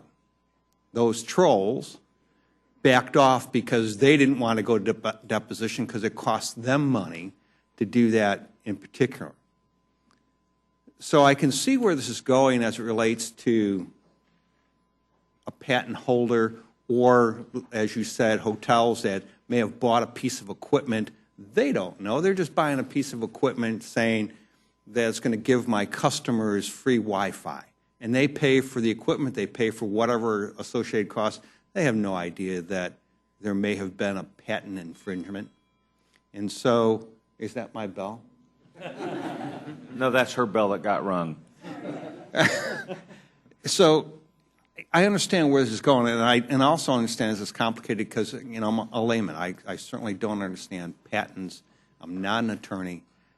But I do understand where you're trying to go, and it's interesting, as my good friend from Georgia, Mr. Woodall, was talking about strange bedfellows, because it's one of the first times I've seen an administration policy statement that he had. So we'll see where this shakes out, but honestly, you know, we need something done, because for these folks that are being attacked with these letters of demand and not knowing what part of the patent am I alleged to have violated. Just a demand letter saying, guess what, you're in violation, and you go, well, what does that mean? And then you have to go through all the fact-finding aspect of it and hire an attorney that you may not already have on staff, more than likely don't. And that's a cost that you're going to eat to try to defend something, or are you just going to write a check for $10,000 and make it go away? So I love the debate and the back and forth, because I'm trying to figure this out myself as we go along. So thank you very much, both of you. If I might just say one, I like your self-insurance. That is used sometimes in patent cases. Another way is sometimes companies that hold a lot of patents will basically reach agreement with other companies. You know, I won't sue you on your patents if you don't sue me on my patents. But in this legislation, something very similar to what you're suggesting is enabled, and it's also enabled in the substitute, and that is that hotel can seek to allow, it's not mandatory, but to allow the manufacturer of the alleged infringing product to enter the lawsuit. And so if you've got hundreds of hotels that are getting letters and they all say, hey, manufacturer, we bought this from you, you come in and defend it, that is a way to dramatically reduce those costs. It's called the customer stay provision, and it allows for the party that actually has the most at stake and the most incentive to defend what they're doing with the product they're manufacturing, go toe-to-toe with the person who's claiming they're infringing on the product. Makes sense. I appreciate your testimony, both of you. Thank you. Gentleman yields back his time. Gentleman called, Ross recognized. Thank you, Mr. Chair. I have only two critical things to say before I get into the many merits of this bill. First and foremost, my main criticism is that it is not immigration reform. It will not reduce our deficit by over $200 billion. It will not create 900,000 jobs for Americans. It will not secure our border. It will not require E-Verify. I know that the committee has reported out several bills. Just wanted to give the chairman the chance to talk about timing, potential timing for the floor for some of the bills that his committee has produced on immigration reform. Well, you're correct. There are 4 bills that are ready to go to the floor. There are a number of others that address areas that are of great importance to a great many people, including the appropriate legal status of people who are not lawfully here. And the committee is continuing work on that, as well as on temporary visas for low-skilled workers, on abuses of our amnesty system, political asylum system, if you will, and conversely, ways to improve the political asylum system, make it more useful for people who are legitimate political asylees. So those continue to work, and we hope to have a product coming to the floor, but I wouldn't want to hazard a guess as to when. Well, I just hope it has that same fast track to the floor as asbestos and IP reform. So hopefully next year we can begin work on that. The only other criticism I have is that the bill in many ways doesn't go far enough. I think it does harvest some low-hanging fruit that stakeholders can agree on. It's very practical. In my career in the private sector, I've been on all sides of these issues. I have several patents to my name. We've received notice of infringement in the past with my companies, so seeing this from a number of different sides. And I think that this is an enormous step forward. The ranking member asked, where are the fires? And the answer is there's a lot of small fires, and they add up. It's not so much the issue which the ranking member referred to, just a small percentage of trials in court are patent trials. It's all those that don't go to patent trials. It's all the money that's extorted from so many companies of all sizes, particularly onerous to small companies, I might add. To a large company, it's a cost of doing business. Now, that's passed along to you or I, the consumer. there's no question. But to a small company, it can make the difference about whether they're in business or not. They can't afford to go to trial. If you're a $500,000 a year company, $1 million a year company, a $5 million a year company, if somebody big has their eye on you, you can't afford to take that to trial. You're betting your whole farm and more on that. And you know what? They know that too when they send out those notices, whether they're a troll or legitimate or whatever they are.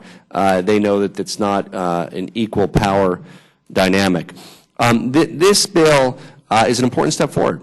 Frankly, I hope that we can build upon it in future sessions. I think some of the underlying issues around intellectual property include whether the types of innovations that we call software are even relevant to today's patent system, the types of protections we have for patents. The original deal with patents is you disclose to the world how you make some new invention, then you get exclusivity for a period of time, and then the world benefits after that time because anybody can make your better mousetrap. And that has worked wonderfully for mechanical innovation, and it continues to work wonderfully for mechanical innovation. But that fundamental deal doesn't apply to the world of software innovation. When I invent software, and I disclose 10,000 lines of code to the patent office, that's useless 17 years later. Frankly, it's useless a week later, it's useless a month later. It's not the same deal that continues to endure and work for mechanical innovation. And I hope that we can address in the future which types of patents are even granted and what that approval process looks like in terms of the type of innovation that is being protected and what type of protection, because yes, protection is relevant in the digital world and for software, what type of protection is relevant. It's probably more than just copyright protection. That's probably not just enough, but it should have some attributes of copyright protection, like being instantaneous or near instantaneous. By the way, with software, by the time you even get the darn patent, the whole market life cycle of the software is over, completely over. So I hope and encourage the chair to continue on this path. I think there's an excellent job building stakeholder support around some low-hanging fruit in this bill. I'm holding an intellectual property symposium in my district at the University of Colorado this Friday. I hope to share some of the findings of some of our best thinking with the chair in the future as he continues his important work in this regard. I also appreciate working with the chair along with Mr. Chaffetz and Mr. Marino on demand-side transparency issues. I would also like to point out that in the administrative statement, there is a particular reference to the White House's support for including transparency of demand letters as one of the items they would like to see improvement on. We did offer amendment with Mr. Connolly, Virginia, Mr. Marino, and Mr. Chaffetz to move in that direction. And I just want to finally just address the chairman about whether he sees a future path forward after some of this low-hanging fruit in making progress with this bill, which I think will hopefully pass with a strong bipartisan majority, what he can see as some of the next steps about creating a 21st century system to protect intellectual property rather than continuing to put Band-Aids on a 1913 system.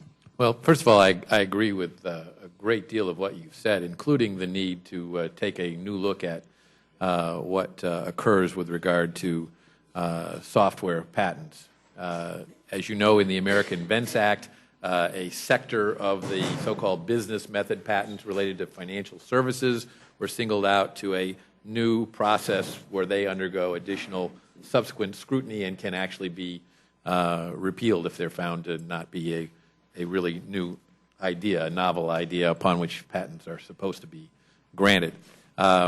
Also, I'm encouraged by the fact that after 60 years of not a whole lot of patent reform legislation, we had the America Invents Act, which I think takes a very positive step in the right direction in improving the quality of the patents coming out of the Patent Office. This one now deals with problems in the litigation system, including those of existing poor quality patents. So if we can establish this bipartisan record of working together between the House and the Senate, and I've worked very closely with Senator Leahy, the chairman of the committee on this, and with the White House, and we've worked very closely with them, and with members on both sides of the aisle, it would be my hope that we can look at the patent system more frequently to make sure that it is achieving the intention of our founding fathers and why protection of intellectual property is enshrined in our Constitution, but has to be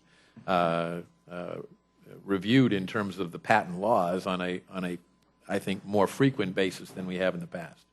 I thank the gentleman, and I would encourage him to look at some of the inherent differences between digital innovation and mechanical innovation as we move through this process. I do have two letters to support to the two letters of support to submit to the record, Mr. Chair. Without objection, they'll be in the record. And one of them indicates strong support from a variety of important job creation engines, including the Alliance of Automobile Manufacturers, American Hotel and Lodging Association, footwear distributors, a number of important industries that feel that this would help them create jobs in this country and grow.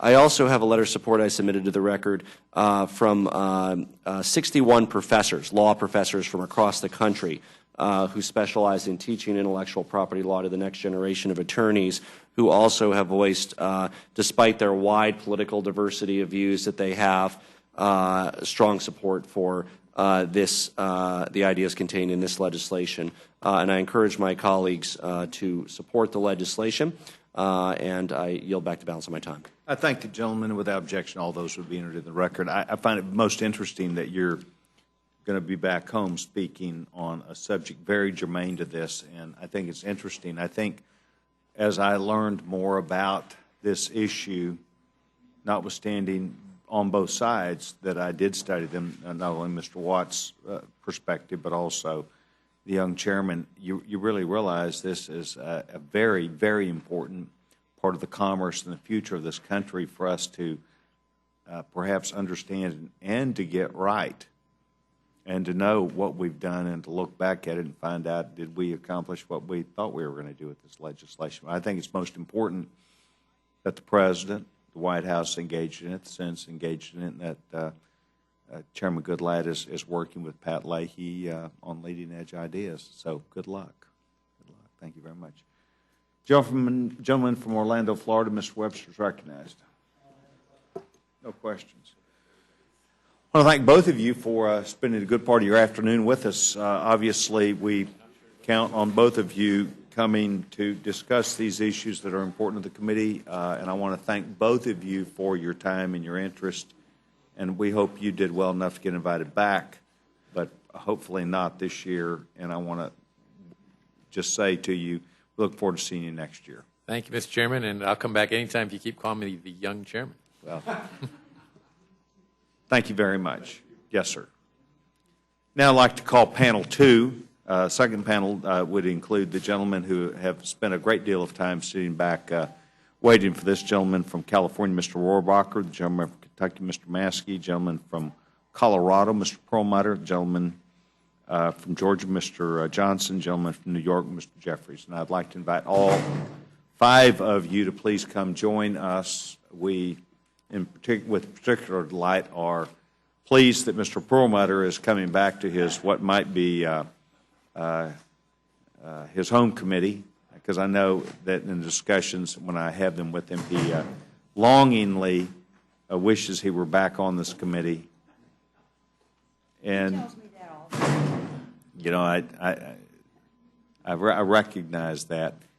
Gentlemen, as you would recognize anything you have in writing for it to be entered into the record, we'd appreciate getting a copy of that. And without objection, we would yield to the gentleman from California, Mr. Rohrabacher. I'd like to ask as a courtesy that if I could make my statement, and I have a special order on the floor in 15 minutes, which I'm going to miss. In fact, if the gentleman will go ahead and begin that, and I apologize for taking so much time, and then upon concurrence of the ranking member, we'll then make a decision. Thank you very much. Thank you very much. First of all, I'm here to ask, and thank you very much for letting me be here with you, to make my 3 amendments to H.R. 3309 in order. My first amendment would remove Section 9A from the Innovation Act, and I like to call it the Anti-Innovation Act, which would eliminate the patent system's only independent judicial review process of the patents application. Now, so we have had since 1836 the inventor's right that if he hasn't been treated fairly by the patent office, they're using the wrong criteria, they're using illegal arguments, he's always had the court to go to. This bill takes away that right. This bill eliminates the right of small inventors to have their day in court. Last year, the Supreme Court in Campos versus Hyatt reaffirmed the importance of this part of the law, and my First Amendment would eliminate that elimination of the right of the inventor to have a day in court if he's not treated fairly by the patent office. Also, I have a quote from Lamar Smith, our chairman of our science committee, about how important judicial review is of when our public officials are making certain decisions like in the regulatory bodies.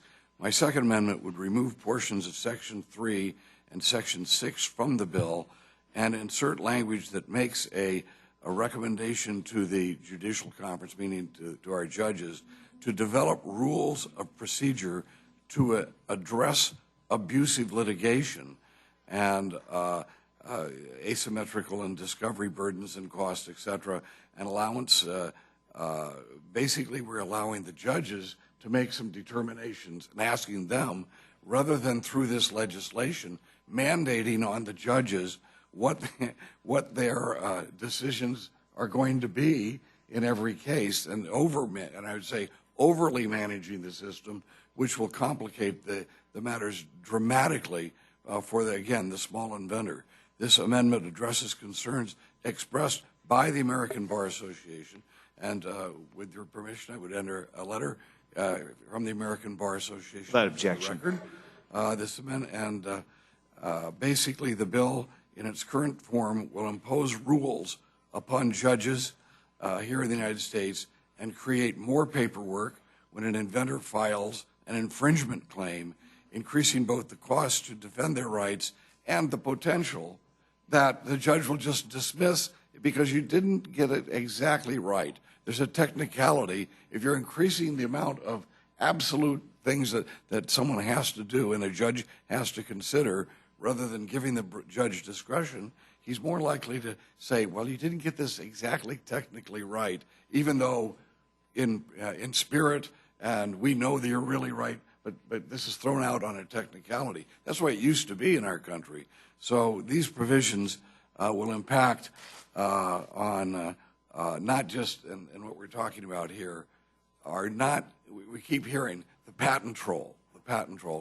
And Mr. Chairman, just for the record, in preparing for this battle over the patent laws, I spoke to a man who was in the meeting when the word patent troll was decided upon by major executives of who? Of big multinational electronics companies who were trying to figure out what word they could come up with that sounded so heinous that it would take people away from the arguments of the case and demonize the issue, because they couldn't do it against the small inventor, because small and independent inventors are highly thought of. So they ended up with patent troll. The man who was telling me about this meeting, he himself had suggested patent pirate.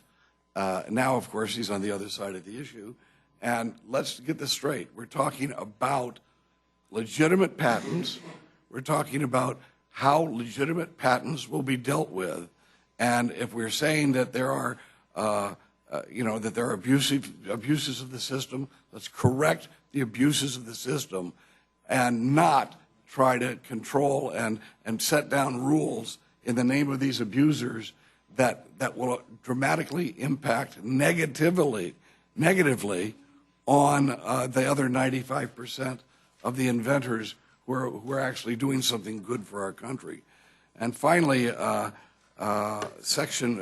Third Amendment would exempt small business with the standard definition of those businesses being 50 or fewer employees. We basically are exempting the small business and thus the independent inventor from the discovery limits proposed in this legislation. And by the way, what we've done now by saying that by limiting discovery, we are going to make it essential that there be more discovery motions. And what does that mean to a small inventor? Every time he makes a motion, his lawyer charges him more money. Throughout this entire bill, we have over and over again example after example of where the cost for the independent inventor is dramatically increased Now, this may be well intended on this discovery limits, but it's going to actually have the opposite impact on the small inventors. It's going to cost them more money now because they'll have to have more discovery motions that their lawyer's going to have to go through. So let's not try. There are unintended consequences when people go out to help somebody or when people go out maybe to go after a specific target and their arrows hit somebody else. And that's what's happening in this legislation. We keep hearing about patent trolls, and what the real victim of this is not going to be people who are abusive to the system. It's not going to be people who are gaming the system. It's going to be legitimate small inventors who are being frozen out. And let me just add this last note to this. This is not just a unintended consequences. This is what a major industry of our country wants. We're talking about these mega international corporations in the electronics field. They do not want to pay the small inventor for the improvements that they are making in their electrical devices. They want to steal it from the small guy. This bill should be called the Enabling the Big Guy to Steal from the Small Guy bill, because these guys are using patent trolls to get us to do things that will dramatically injure the small and independent inventor. Every provision of this bill increases the cost to the small inventor and diminishes his ability to confront people who are intentionally infringing on his patent. And that's what the big electronics industry know, that they're infringing, but they tell the little guy, so sue me. And that type of arrogance we can't permit that type of arrogance to be the basis of our decisions here in Congress. We should be looking out for the ordinary Americans who are struggling to make this a better country. And I think that's what the independent inventors are doing. Thank you very much, Mr. Chairman. Mr. Rohrabacher, thank you very much. I'd like to ask the gentlewoman, the ranking member, if she has any questions or if she's aware that Mr. Rohrabacher will be asking consent to leave early. Thank you very much. No question. Any questions from Mr. Rohrabacher? Thank you very much. As you did recognize, you've been around this place long enough to know we normally do not do that. We do recognize we held you for a long time this afternoon, yes, and you have other things to do. Gentleman is now excused. Thank you, Mr. Chairman. Thank you very much. Gentleman, Mr. Perlmutter, gentleman from Colorado is now recognized. If gentlemen, please make sure that microphone is on and it's pulled up appropriately. We would greatly appreciate that. Thank you, Mr. Chairman. It's good to be back. Missed the committee, missed the ability to really inquire and understand a subject. And this is a difficult subject. This, Mr. Cole, you and Mr. Woodall are absolutely right. There are good people and good organizations on both sides of this issue, and there are legitimate points. And Mr. Rohrabacher brings up legitimate points on both sides of this subject. There are the nuisance, and Mr. Nugent, you described it properly. What we're trying to avoid here are nuisance lawsuits, nuisance litigation that drags the system down, that costs money that should not be spent, and it's simply a problem. And we've seen on these patent cases a pretty substantial increase in lawsuits over the course of the last 2 years. Now, where I'm coming from on this is there is Section 6 of the bill, and Section 6 of the bill is the whole discovery section of the bill. And Mr. Goodlatte talked about what's called the Markman hearing. The Markman hearing is when the court finally says, this is how broad the scope of this patent is. This is what it includes, this is what it doesn't include. And so the part of the discovery process is to accelerate the hearing, this Markman hearing, before you spend a ton of money saying, well, I used it to, make 27 copies of this piece of paper, or whatever the process is, or whatever the product might be. I generally defended businesses and companies and things like that. Did not do a lot of patent work, but when I looked at Section 6 of the bill, there is a lot of detail that's gone into the rulemaking, which is generally the province of the judiciary.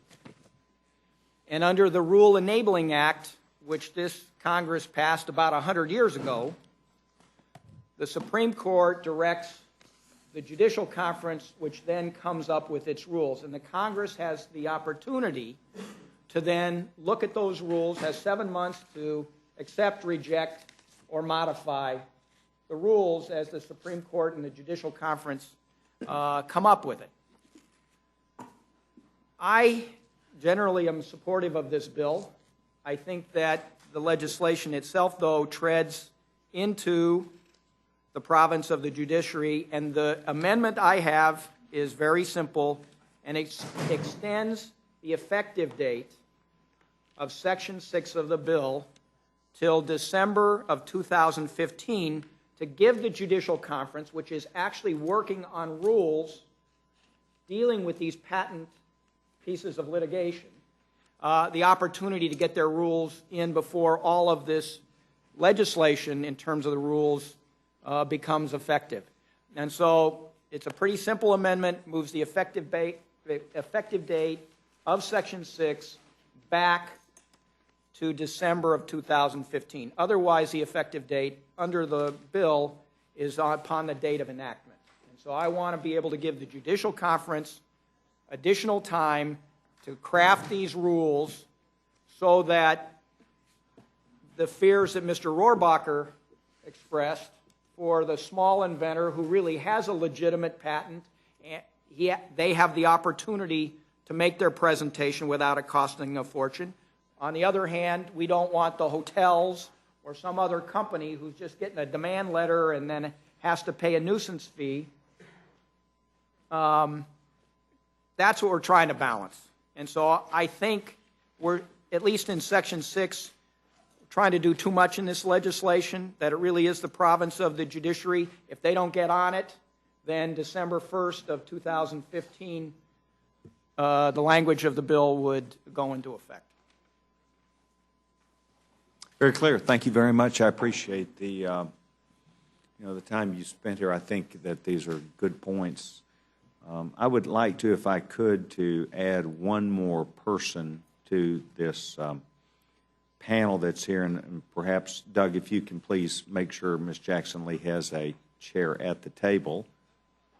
And if the gentlewoman would join this panel. Whoops, there we go. Ed, thank you very much. Ms. Jackson Lee, welcome to the Rules Committee. We're delighted that you're here. Without objection, anything you have in writing will be entered to the record, and the gentlewoman is now recognized. Thank you very much. I'm glad to be able to join my colleagues, Mr. Chairman, and to the Rules Committee. Just a moment of personal privilege to say that patent law and the reform of such has been a very special part of all of our service, those of us who are on the Judiciary Committee, and we have been able to do it in a bipartisan manner. I think 2009-10, there was a reform. 2011, there was a reform. And frankly, speaking to all of the parties, as many of us have done, we certainly would hope 2013 would be in the same vein.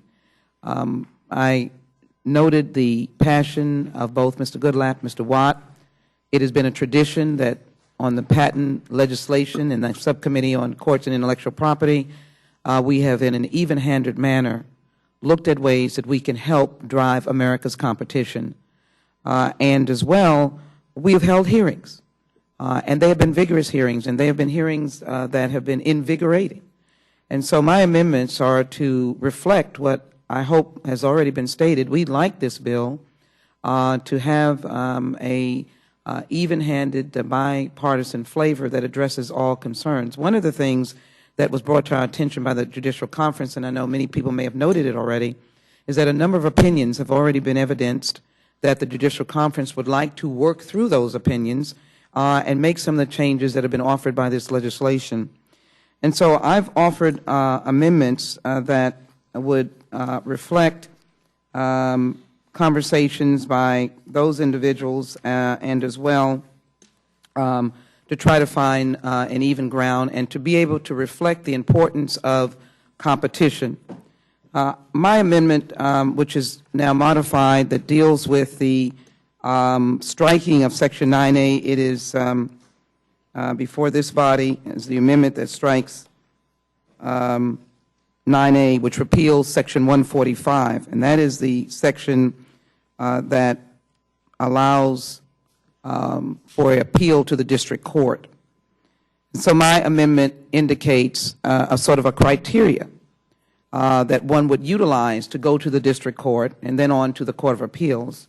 And it indicates that if you need to make a fuller record, if you need to provide more information, you have a stair-step approach, and you would go to the district court and then to the Court of Appeals. I think that finds a common balance, and that amendment has been submitted. Again, it speaks to my interest and concern with working through some of the concerns that we have expressed, and also to try to answer the concerns of Judge Radar, who is concerned about the interruption of the judicial process. And I think all of us in the three branches of government should be concerned about the respect for the three branches.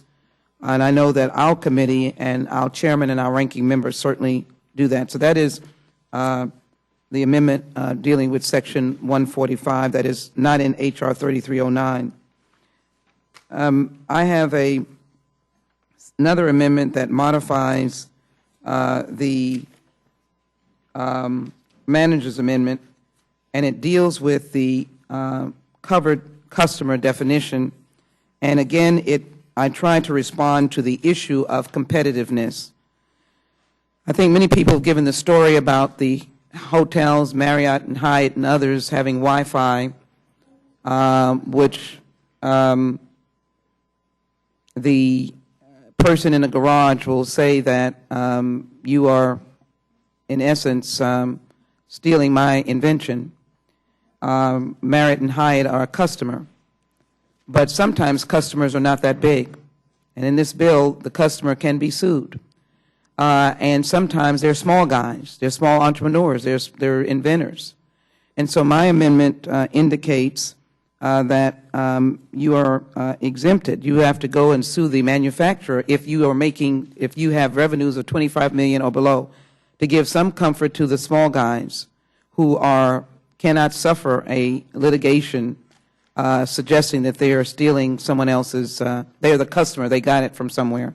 I think that is a balanced approach as well, and would hope the members of this committee would find a common balance, or find that balance of what some of us are in our concerns against the small inventors that we think need to be protected, and also for the right to go into district court that needs to be protected, which is eliminated under H.R. 3309.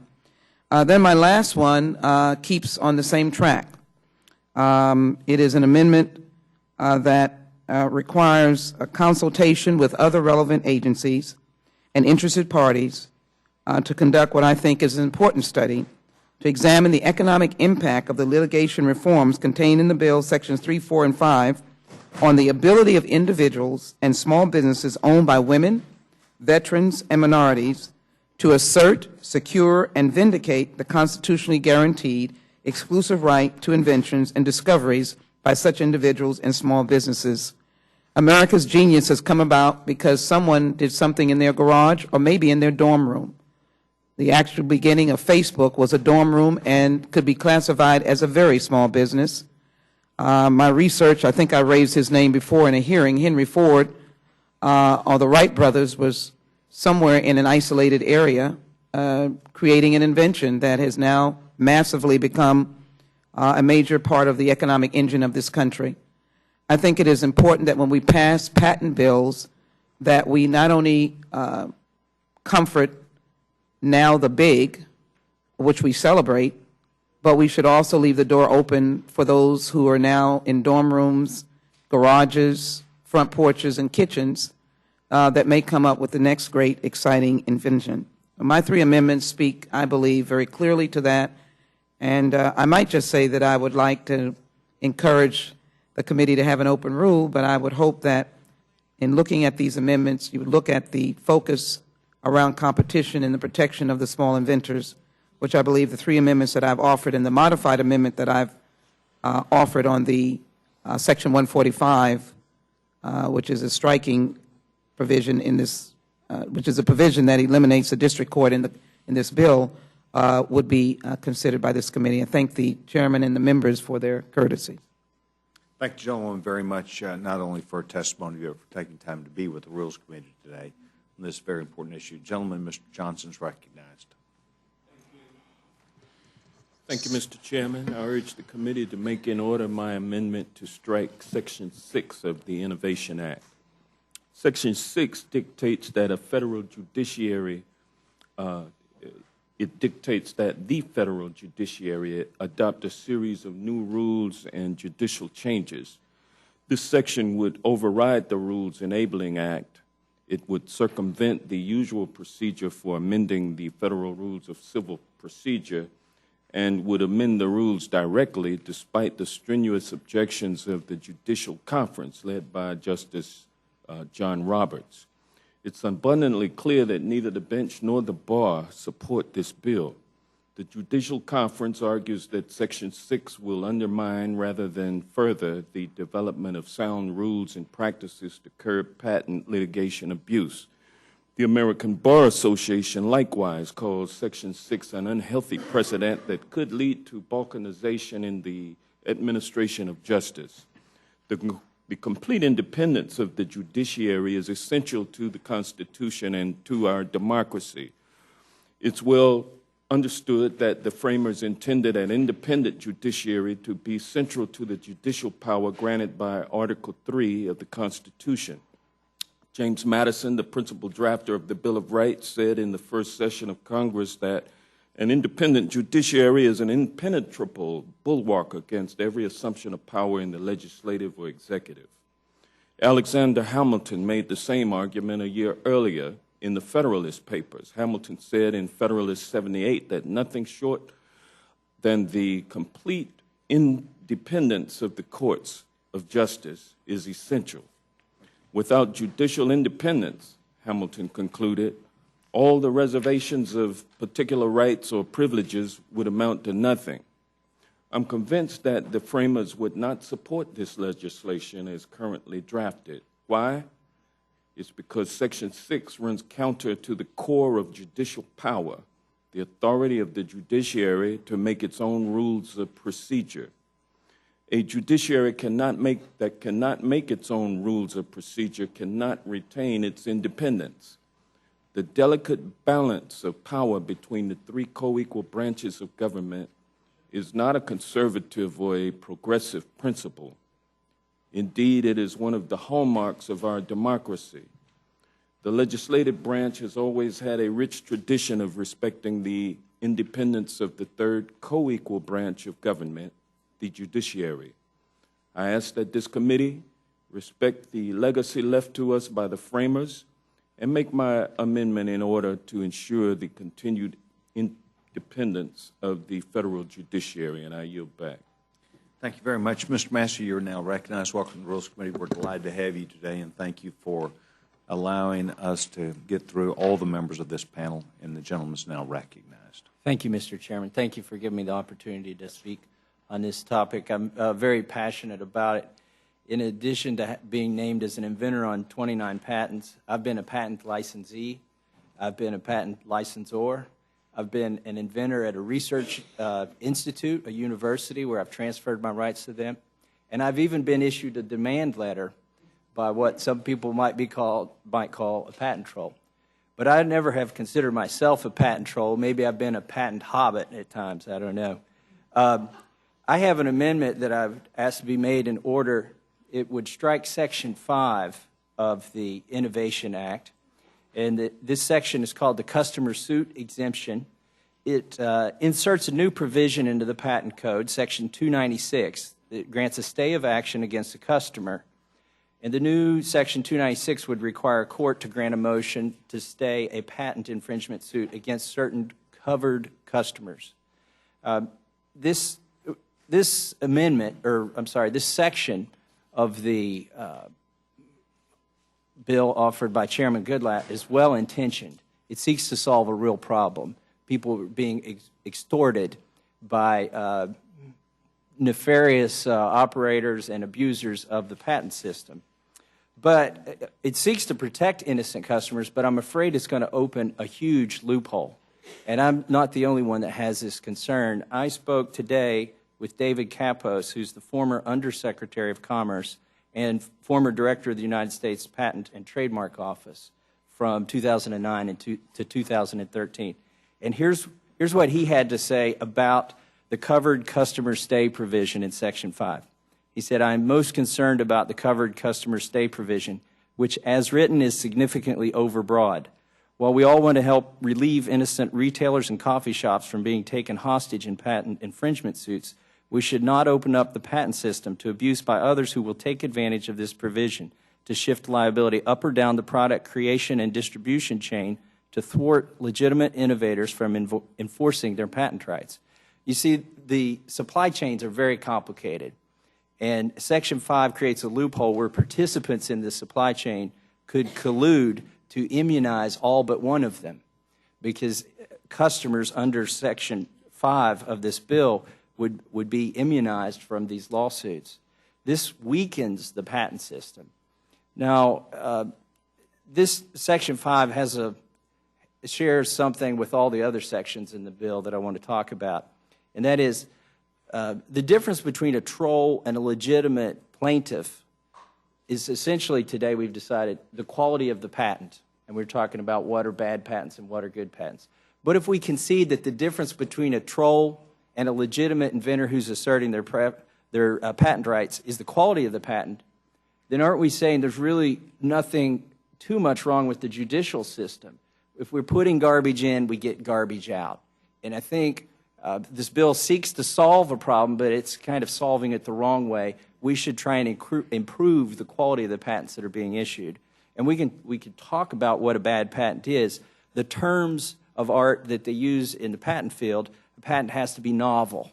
And you were getting to this, Chairman Sessions. I think you're so much better at it. Well, novel is the word that they use, and you were right there with it. And the other one is non-obvious. It has to be non-obvious. It doesn't have to be efficacious. You can patent a horrible machine that does absolutely nothing but waste energy, but you can patent it. But it must be novel, and it must be non-obvious.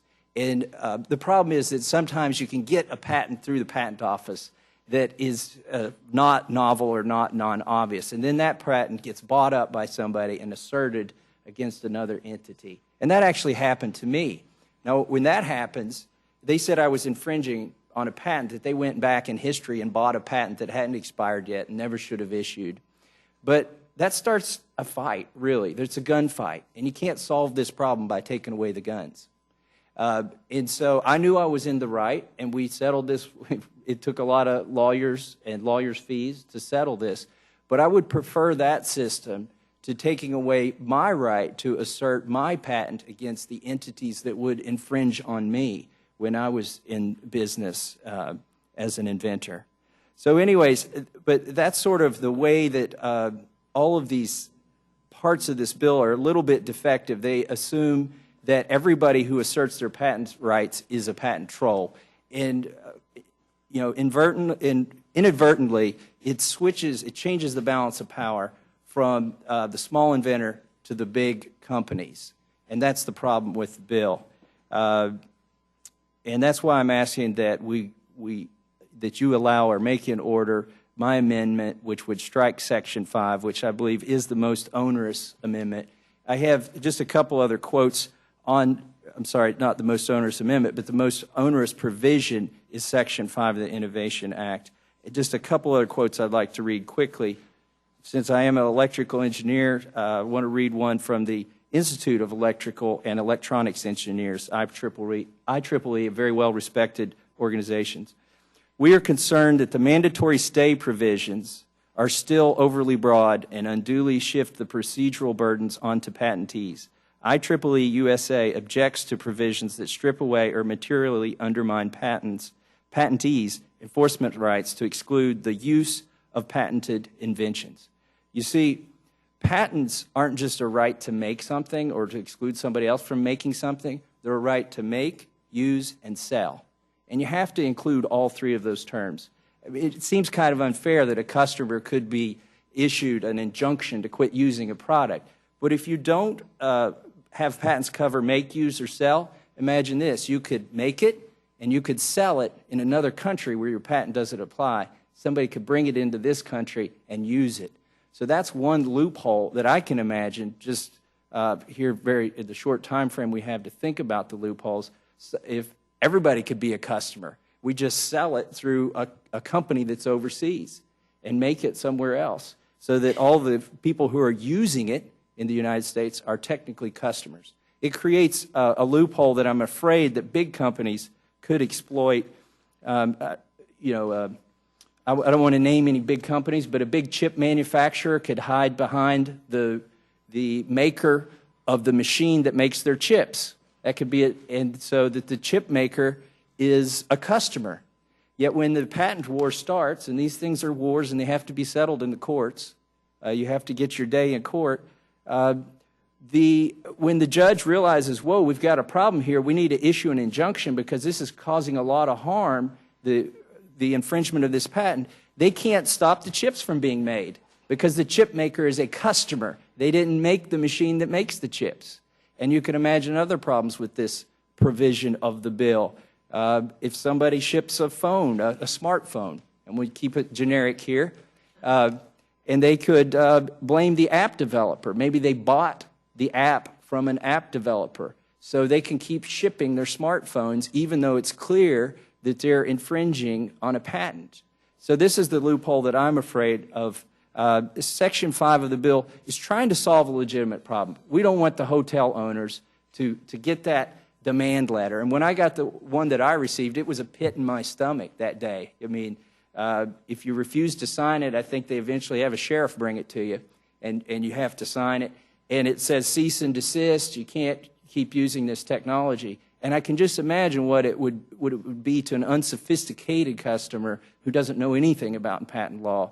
They would maybe just rather write a check. So maybe we could solve that problem, but right now Section 5 probably doesn't solve that problem and could open a huge Pandora's box that we just don't want to go to. And if we do pass this bill and it does get resolved with the Senate and signed by the President, you will remember this day that I was trying to explain the loophole that's going to be opened by Section 5. So that's why I would like a chance to vote to strip Section 5 from the bill. Thank you, and I yield back. Ms. Massey, thank you very much. Mr. Jeffers, welcome to the Rules Committee. I had intentionally had you last because I did not know if one of our colleagues, Mr. Farenthold, will be joining you. I understand you and Mr. Farenthold will go, so I don't see him at this time, but I will recognize you. And we're delighted that you're with us. I don't think this is your first visit to the Rules Committee, but we think you did well enough to get back, so the gentleman's recognized. Well, thank you, Mr. Chairman, and I thank the distinguished ranking member and the members of the Rules Committee. I think the patent troll issue is a significant one that this uniform agreement is one that should be addressed. The issue, of course, is how do you deal with the problem of the abuse of the patent litigation system in a manner that still allows for legitimate patent holders, inventors, startup companies, tech entrepreneurs, and others to vindicate their rights under the law. Essentially, I think the issue that we're all working our way through, and it's a complex one, is how do you make sure that the outcome of a litigation is determined by the merits of the underlying claim and not the high cost of the litigation process. That's the heart of what we essentially are trying to get at in terms of reform of the patent litigation system and the patent troll problem. It's complex to strike that balance. I think Chairman Goodlatte has been thoughtful in that regard. I think Representative Watt has been thoughtful in that regard. As members of the committee have noted, there are a diverse set of views from strange bedfellows on both sides of this issue. The President, through the White House, has indicated its support for the underlying bill. The American Enterprise Institute, as Representative Watt has indicated, has expressed through several voices concern with the fee-shifting provision. Striking that balance is going to be critical. So I think the underlying bill was a good step in the right direction. It provides a foundation. But if I could use a construction analogy, I don't think the building is ready for the issuance of its certificate of occupancy. And in order to arrive at that point, I think a robust amendment process building upon the good foundation that was laid by the chairman's bill and passed out of the Judiciary Committee will be important at arriving at the ultimate result that makes sense for the inventor and for America.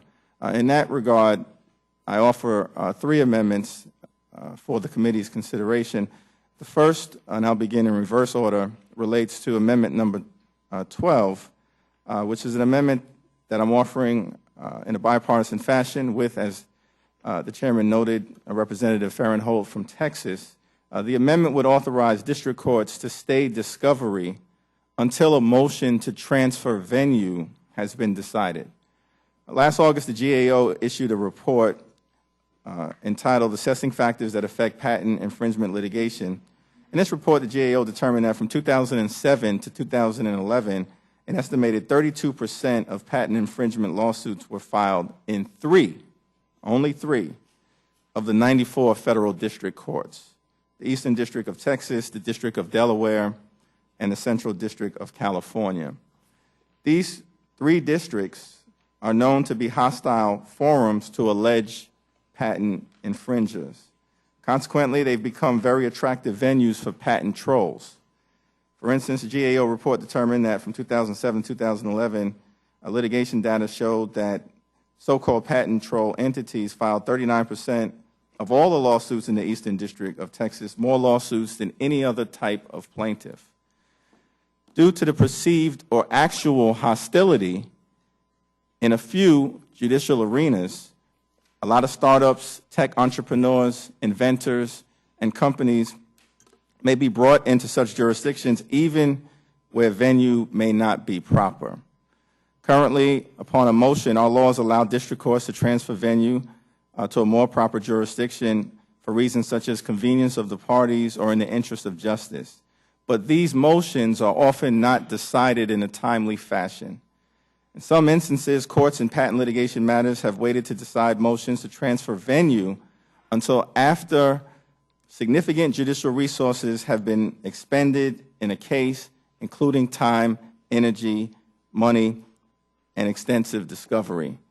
At that point, some courts in these hostile forums have often denied transfer venue motions as a result of their own judicial delay, saying too much time has passed in the litigation to transfer it to a more appropriate venue.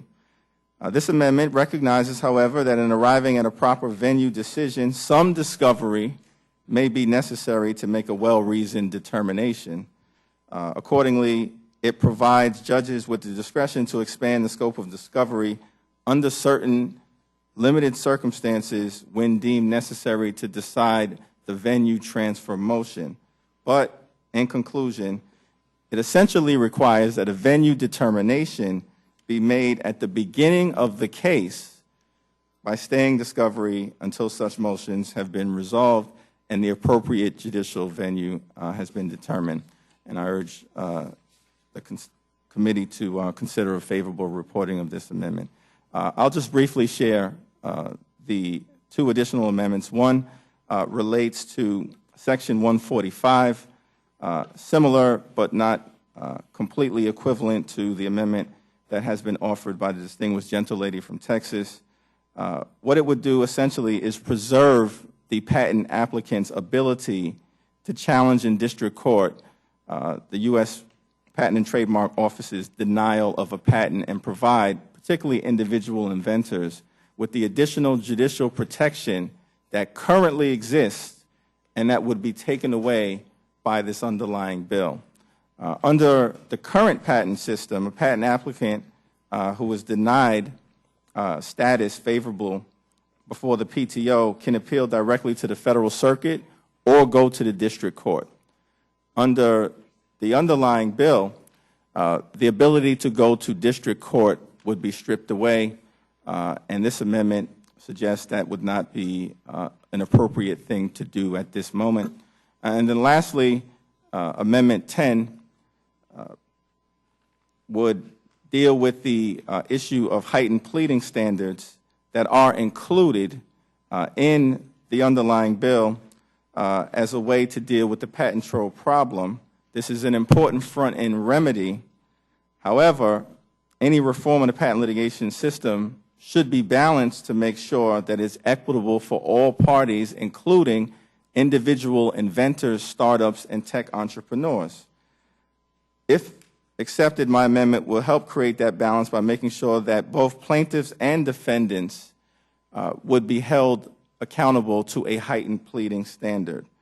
Currently, under the underlying bill, the Innovation Act would subject complaints, counterclaims, and cross-claims to heightened pleading standards, which is a good step in the right direction, but it would not require specificity in a defendant's answer, so that a plaintiff, an inventor who believes their patent has been infringed upon, for instance, should also be put on notice as to the specific detailed information as to why a defendant is claiming that there is non-infringement or invalidity. This amendment would restore complete parity and apply specificity to both the complaint and the answer, claims and counterclaims, and I thank the committee for your consideration. Mr. Jeffers, thank you very much. Gentleman yields back his time. Ms. Slaughter, does anyone on your side have a question? I don't have a question, but I'd like to say something. Gentleman, I'm sorry. Because I really have to thank this panel. Your amendments are wonderful. They're well-resourced. We have a lot to learn. Mr. Massey, I'm especially happy to meet you as a born Kentuckian. And I can't help but say that. That's don't anybody tell Joe Barton. Anyway, that's an inside joke we got up here. I really realized that what you said had such enormous importance here, that we may rue the day that we go ahead and vote this thing out in case it might get passed and signed. It makes me long for an open rule, because all of these things ought to be thoroughly discussed. Terribly important what we're doing here this afternoon. I appreciate the time that you've given to it and your explanation.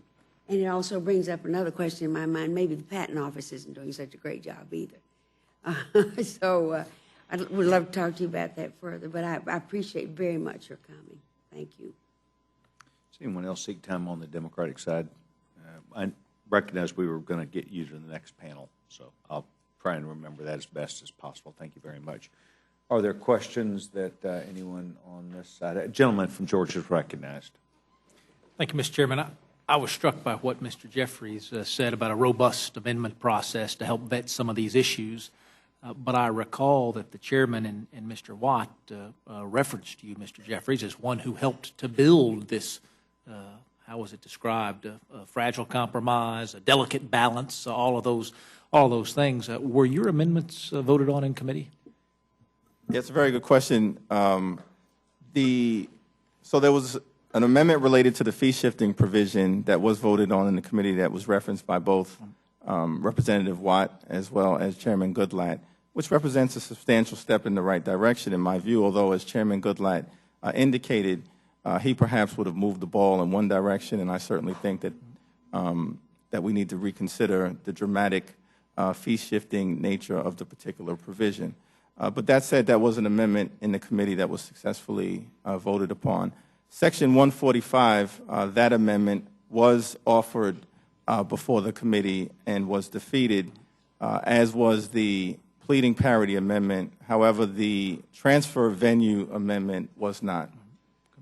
I guess my candid question is, as someone who isn't just invested in that delicate balance, but who helped to create that delicate balance, if your amendments are made in order, do you think they threaten that delicate balance, or are they non-essential to the balance that you all created? Well, you know, I think that the Judiciary Committee process is the first step in what should be a very robust process, and at the end of the day, these issues are so complex, as I think has been demonstrated by the thoughtful comments of all of my colleagues here and the observations made by the members of the Rule Committee, that allowing the full House to work its will on the floor and for the additional vetting of these ideas on our side of the Capitol, so that the ability of the House to substantially shape this legislation is as strong as possible, and we're not simply deferring to what happens on the other side of the Capitol. I'm looking at the sections of the bill. Section 1 is just the title. Section 2 is the definition. Section 10 is the effective dates. Section 8 is just a study. So if we take Mr. Massey's amendment, we strike Section 5. If we take Mr. Johnson's amendment, we strike Section 6. We run into a bill that has good definitions, but absolutely no legislation in a very short period of time. Now, I believe Mr. Watt's amendment contains your language, Mr. Perlmutter. Am I right about that? Okay. And what is the practical impact of yours? I understand if Mr. Johnson's going to strike the entire section so that it would just be gone, you delay it for a year, though my reading is that it's going to take time for the conference to promulgate these rules anyway. So the practical effect is to give the conference a chance to do its rulemaking process, which it's been doing for 100 years, and then present to us the rules, instead of the legislature stepping in and saying, these are going to be the rules of the court. This is how you're going to operate your courtroom. Let them, knowing full well the problems that they've been facing in these patent litigation cases, let them come up with it, and we've certainly given them some guidance as to how we see this should proceed. But it gives the court the right, and I think their obligation and their responsibility, to define how they operate their courtrooms. And so it moves everything back to give them a chance to do that. And Mr. Massey, I'll tell you, I always feel smarter just when I'm sitting on the same aisle that you're on. Though I think one of your frustrations too is that your amendment just strikes it. None of us are fond of kicking the can down the road and looking for a solution another day. Is there a solution out there? And since we don't have an amendment before us that solves it, is there a colloquy with the chairman? Is there a conversation that can be had? I mean, if you bring up a legitimate concern from a voice of experience in the industry, is there a way forward that isn't just striking the section altogether and leaving that for another Congress at another time to solve? Well, I would have liked to contemplate an amendment that fixes the concerns that myself and industry has with Section 5. There just wasn't time. Monday was the deadline, and while I was eating Thanksgiving dinner, I was thinking about this amendment, but my staff wasn't. So, really, what would produce a better bill altogether? By the way, if I'd had more time, I would have submitted more amendments too, so maybe it's a good thing I didn't. But I think what we really need is more time. We need, the patent system's been there for 200 years. The last patent bill, which a lot of people like, took 6 years in development. This one's been about 6 months. And we've had literally one legislative day between when it came out of committee and when we had to submit our amendment. And that's my frustration. I don't want to do the job halfway, and I would like to see a quality product coming out of Congress. So I think we need more time, honestly, and I know you didn't ask this question, but I would like to see us vote on this bill after Christmas and give all of our staffs more time and give us time to go back to our constituents and these industry leaders and make sure all the constituencies are heard. I might add something, Mr. Woodall, to the gentleman from Kentucky, and I think the eloquence and the important modifications that have been offered. There are two weaknesses in the underlying bill. There's an overall procedural weakness that the gentleman from Kentucky noted is the shortness of time. My recollection in Judiciary Committee on the other bills, we took a long time. It was a good, healthy long time, and we enjoyed that time because there was a lot of give and take. But there are two undermining points, which is the small inventor and then the judicial process. And when you have a third branch of government, there are three branches which we argue to respect, that is vigorously uncomfortable, not by way of partisanship, not wearing any banner, but have really said what the gentleman from Kentucky said, which is 200 years, 100 years, I think you said too as well, that they've been here. Someone would say, well, they're full of cobwebs and they need to be moved aside. But I think their body of knowledge to know how best to do it, to bring that balance, is lost when we move this bill forward. And that's why so many of us have amendments about small inventors, the whole question of fee shifting, which, by the way, I failed to mention, Mr. Chairman, is amendment number 13. Mr. Conyers and myself have offered, again, about the loser pays. It sounds like a good trial lawyer, anti-trial lawyer provision in the bill, but we're not dealing with trial and personal injury. We're dealing with, in civil cases, we're dealing with patents. And what happens when, I'll just use an example, when the small guy has to pay, when he's stymied or has a chilling effect from him petitioning the fact that this was my patent or I was here first or however, because this overhang of the loser pays, then there is a real chilling effect. This amendment, of course, strikes that provision, and if we had more time, maybe we could modify the provision. But that's the underlying difference. One side is the Judicial Conference and its level of discomfort and the ability to yield to them to see in 2 to 6 months how they would work their way through, work their will based on their body of knowledge. And the other one is the mountain of difference in the favor toward the larger guys, who I love, we all love, they generate jobs, versus the guy that's still waiting and lady that's just about to make it, who would also get in this process and either suffer through loser pay, suffer through the covered customer situation, or cover through the denial of getting into the court system in the way that they've traditionally been able to get in. Well, so I would hope that we would have an open rule, or I would hope that we'd move this at a slower pace. Well, when Mr. Massey asked to move it at a slower pace, not a member of the committee, I don't believe. I buy that it may have come up as a surprise, but the chairman said we took this up in the spring in the committee, and we dropped draft language early in the year, and then we revised it, and we dropped a second round of language and took comments on that again. So for non-committee members, we're moving fast may have some resonance to it, but for folks who've been working on it for 9 months, I mean, what's the answer to that? Is another 2 weeks instead of 9 months gonna be the 2 weeks that makes the difference? Well, you don't want to split the baby. I've heard after Christmas. I've heard a more extended period of time. I heard open rule, but I'll answer you directly. You're right. There have been a number of introductions and reintroductions. There's something about bills becoming alive that gels and draws people to the discussion. And even as bills were introduced, people having their other jurisdiction, judges having to do their work, other members having to do their work, tech people having to be inventive, continue their work, it doesn't gel until you get to a point and people start looking. So I think there were good intentions. I think we mentioned that the chairman had good intentions. I mentioned that Mr. Conyers, Mr. Watt, Mr. Goodlatte worked very well together. But the industry did not have all of the time to make comments, large and small, the ones that I've just mentioned, small inventors. A number of organizations are on either side of this who are tech entities opposing the bill, some supporting it. They just haven't had enough time to work through it.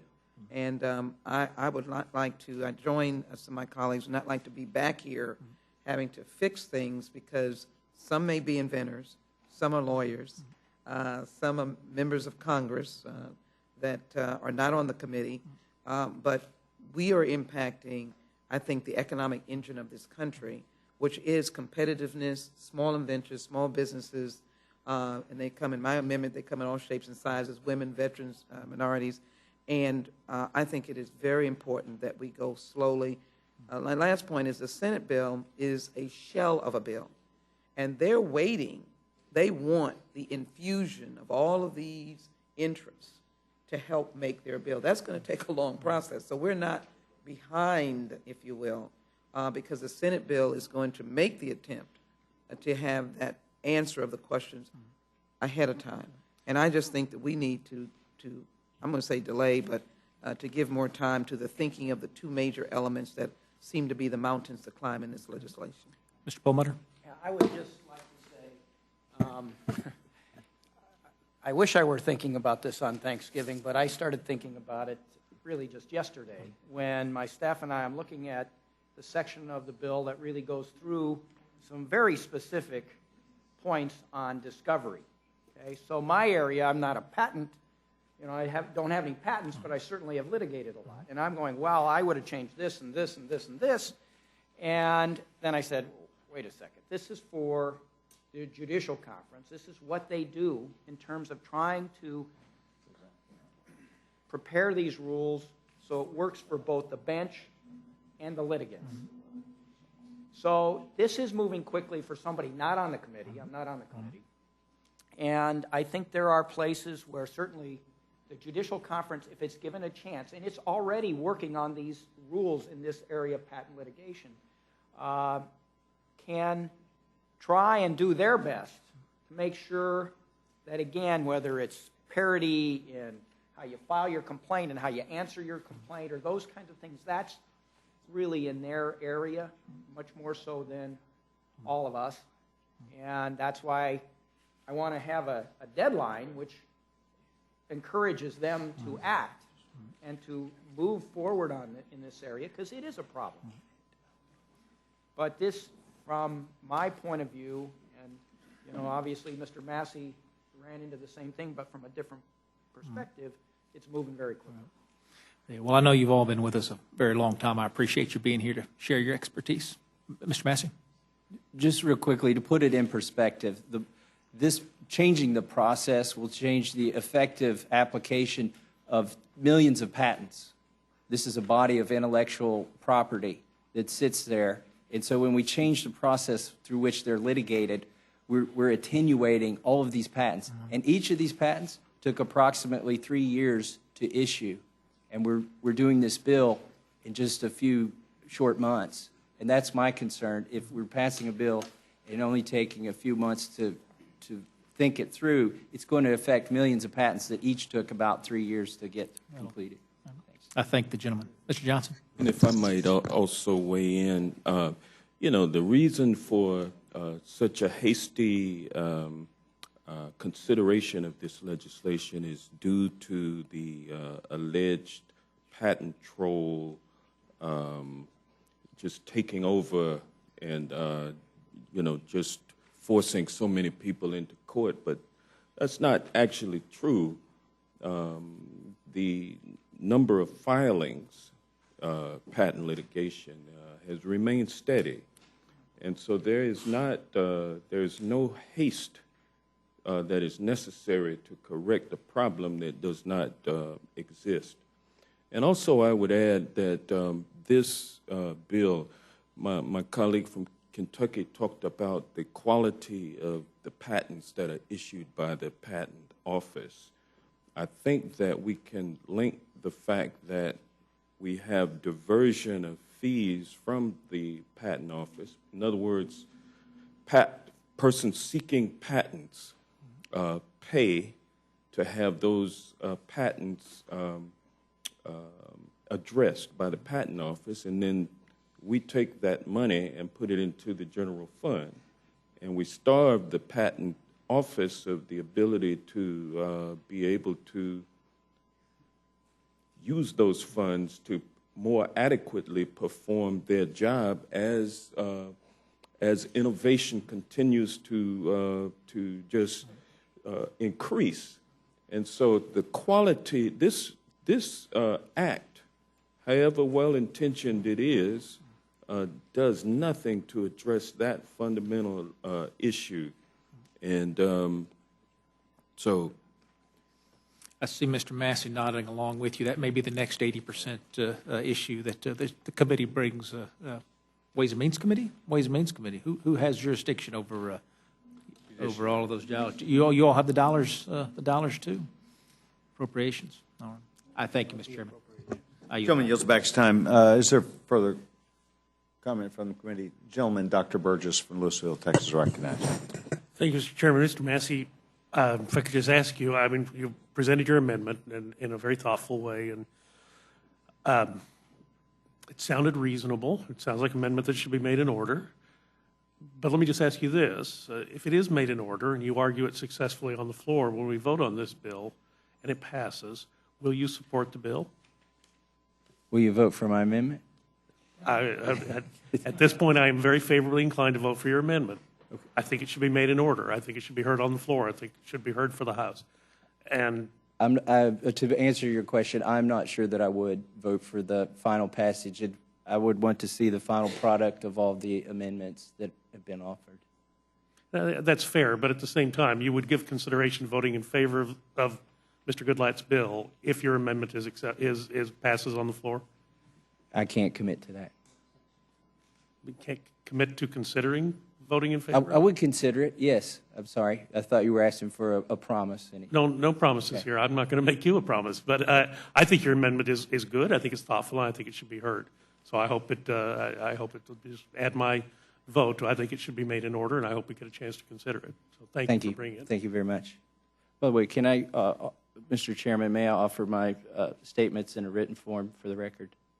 Without objection, we would want each of the panel members, anything they have in writing, to be entered. I would like to ask probably a couple questions. First of all, I don't know this exactly, Mr. Perlmutter, but it's my understanding that as part of my study of this, that the Judicial Conference did approach and work with Chairman Goodlatte, and Chairman Goodlatte, in fact, in return, worked with the Senate and Senator Leahy on these issues, and some of them were changed. Perhaps it might be in the manager's amendment. I'm not sure.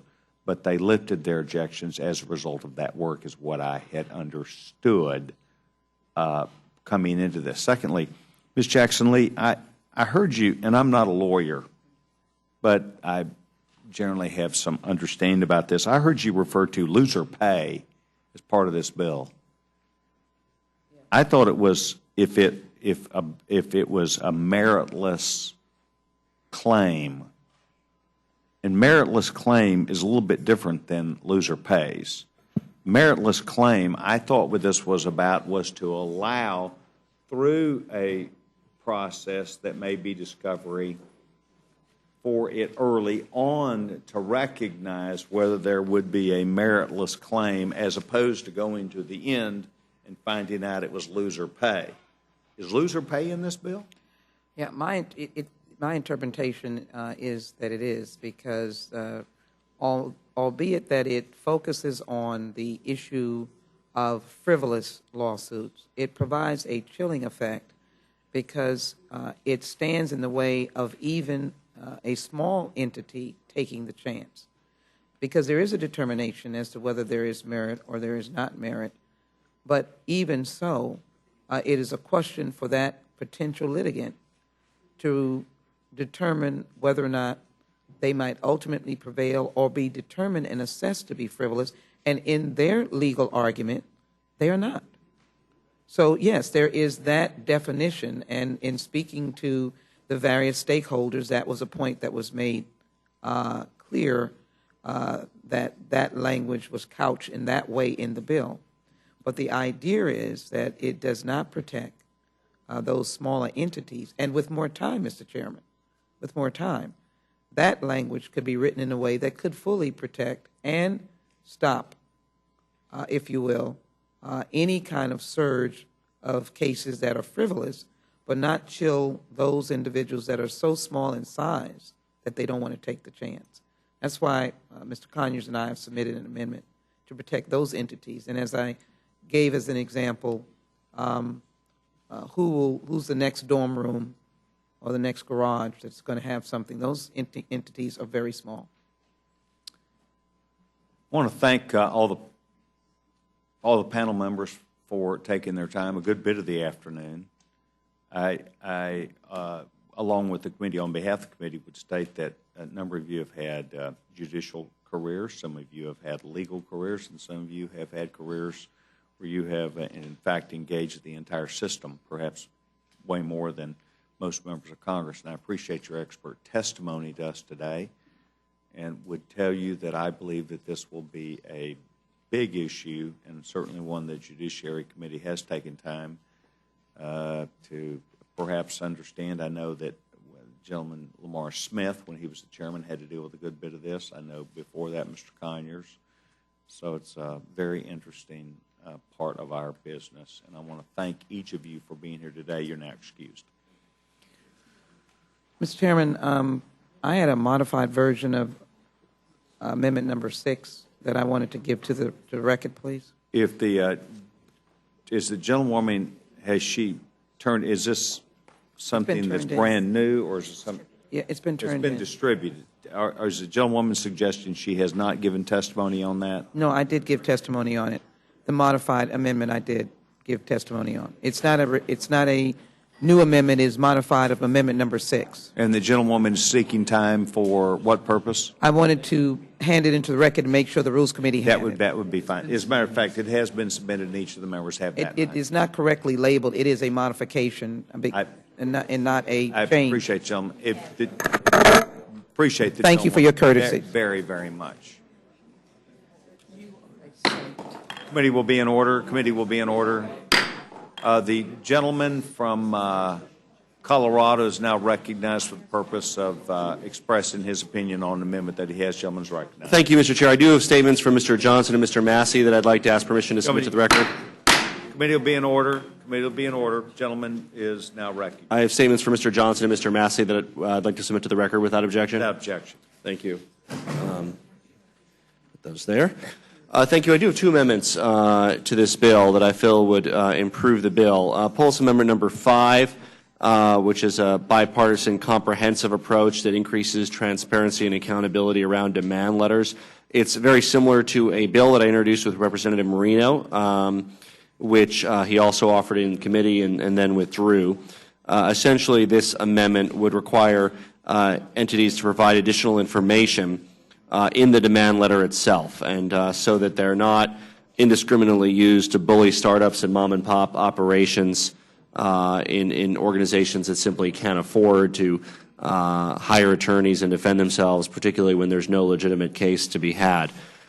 We did also work with committee staff, along with Mr. Chaffetz, Mr. Marino, and Mr. Connolly of Virginia, to offer Amendment Number 4.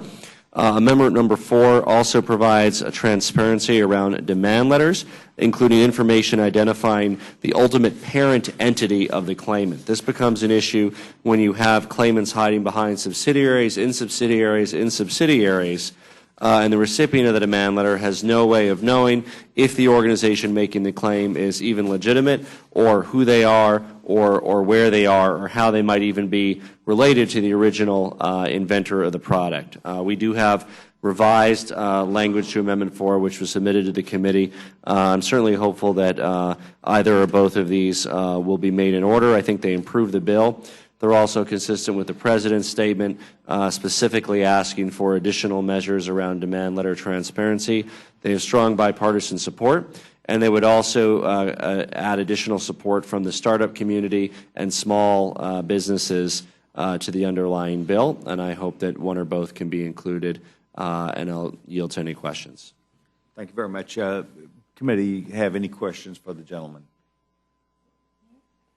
I would like to, if I could, publicly express my appreciation to the gentleman. He has approached me not only on this issue, but I think worked very diligently for the information that's provided back, and I want to thank the gentleman very much for attempting to work, and I hope you're duly rewarded. And seeing nothing further, thank you very much for your comments. This panel, did you have anything in writing that you wanted to put in on the amendment? I will submit some notes to the record, and I also want to express gratitude to Representatives Marino, Chaffetz, and Connolly for their work on these amendments and the underlying bills. As a matter of fact, Mr. Marino did approach me on the floor, and your name was used very vigorously, and I advised him that I had not only spoken with you, but would welcome anything that he brought to me. Thank you very much. This now closes the hearing portion of what might be considered as H.R.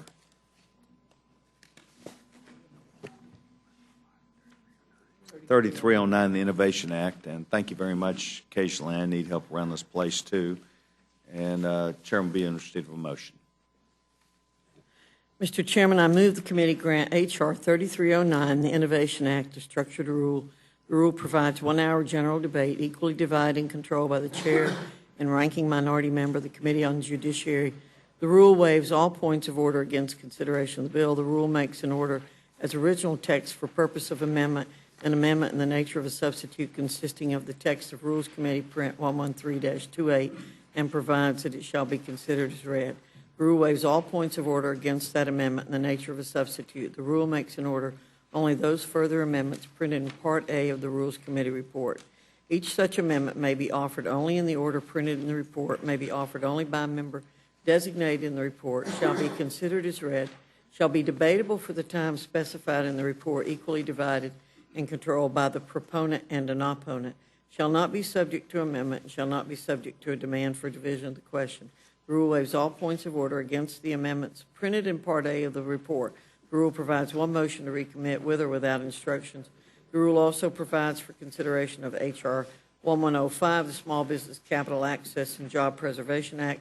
Under a structured rule, the rule provides 1 hour debate, equally divided and controlled by the chair and ranking minority member of the Committee on Financial Services. The rule waives all points of order against consideration of the bill. The rule provides that an amendment in the nature of a substitute consisting of the text of Rules Committee Print 113-29 shall be considered as adopted, and the bill as amended shall be considered as read.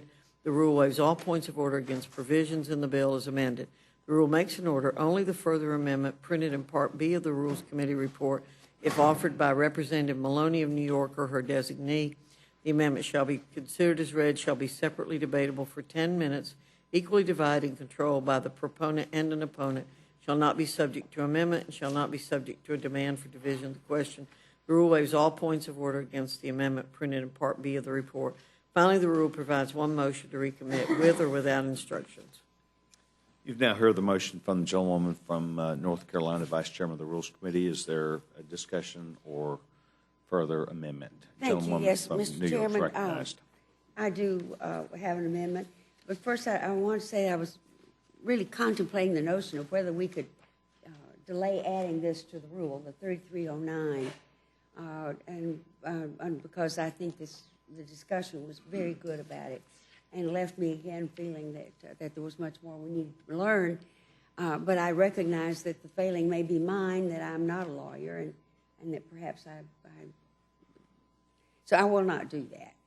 But I am very much concerned that what we're doing here today, that whether we are pushing 3309 to the floor before it's time. So I have an amendment to the rule, and I move the committee grant both H.R. 1105 and H.R. 3309 open rules. I think it's terribly important we be able to discuss this so that all members have the opportunity to offer the amendments to the bills on the floor.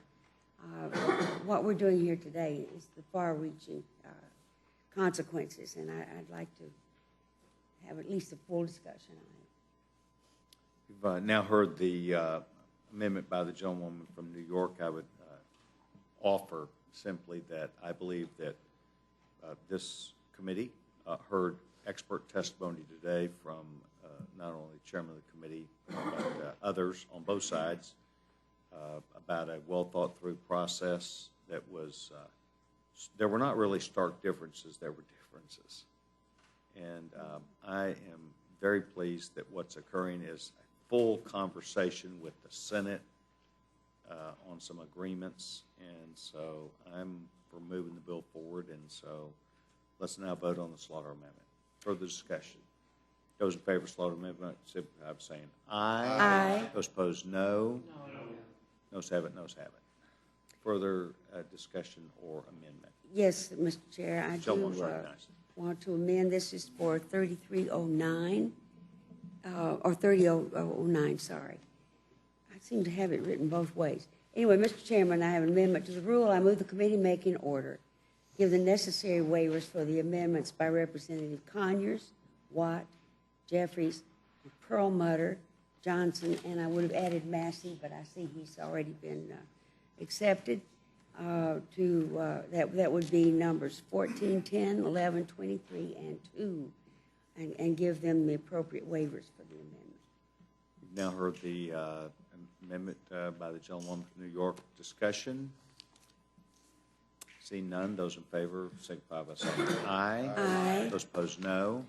Could I have roll call on that? Roll call. Ms. Fox. Ms. Fox votes no.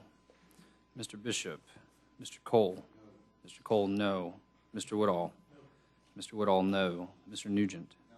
Mr. Nugent, no. Mr. Webster. Mr. Webster, no. Ms. Ross-Lehtinen. No. Ms. Ross-Lehtinen, no. Mr. Burgess. Mr. Burgess, no. Ms. Slaughter. Aye. Ms. Slaughter, aye. Mr. McGovern. Aye. Mr. McGovern, aye. Mr. Hastings. Mr. Polis. Aye. Mr. Polis, aye. Mr. Chairman. No. Mr. Chairman, no.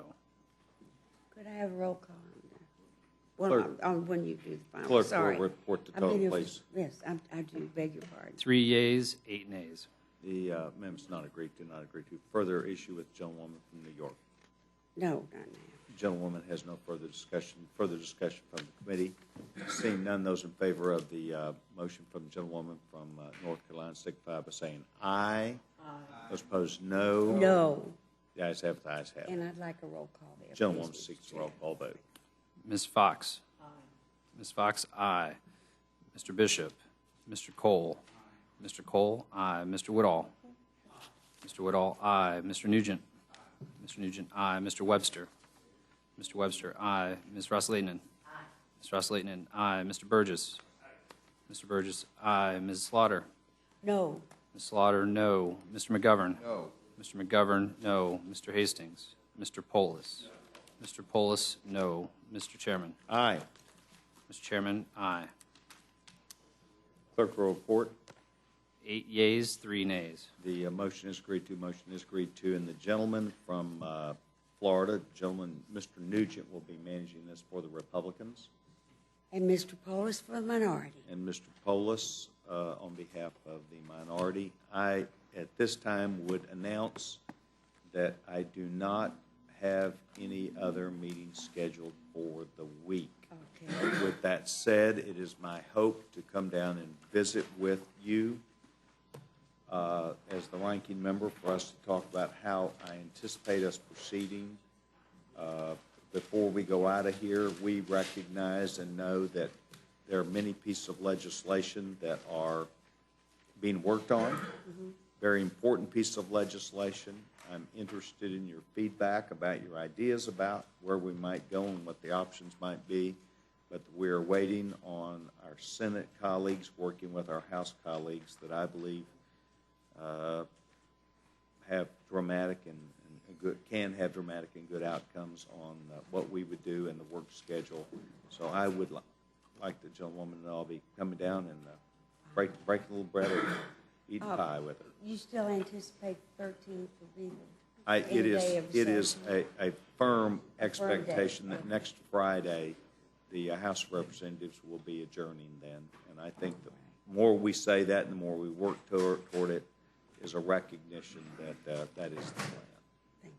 I thank the gentleman, I thank the discussion, and for all the members of the committee and our staff who've taken a lot of time today. Thank you very much. This was a very important issue for us to comprehend and get our hands around, and I look forward to what lies in our future. The committee is now completed its work for the day.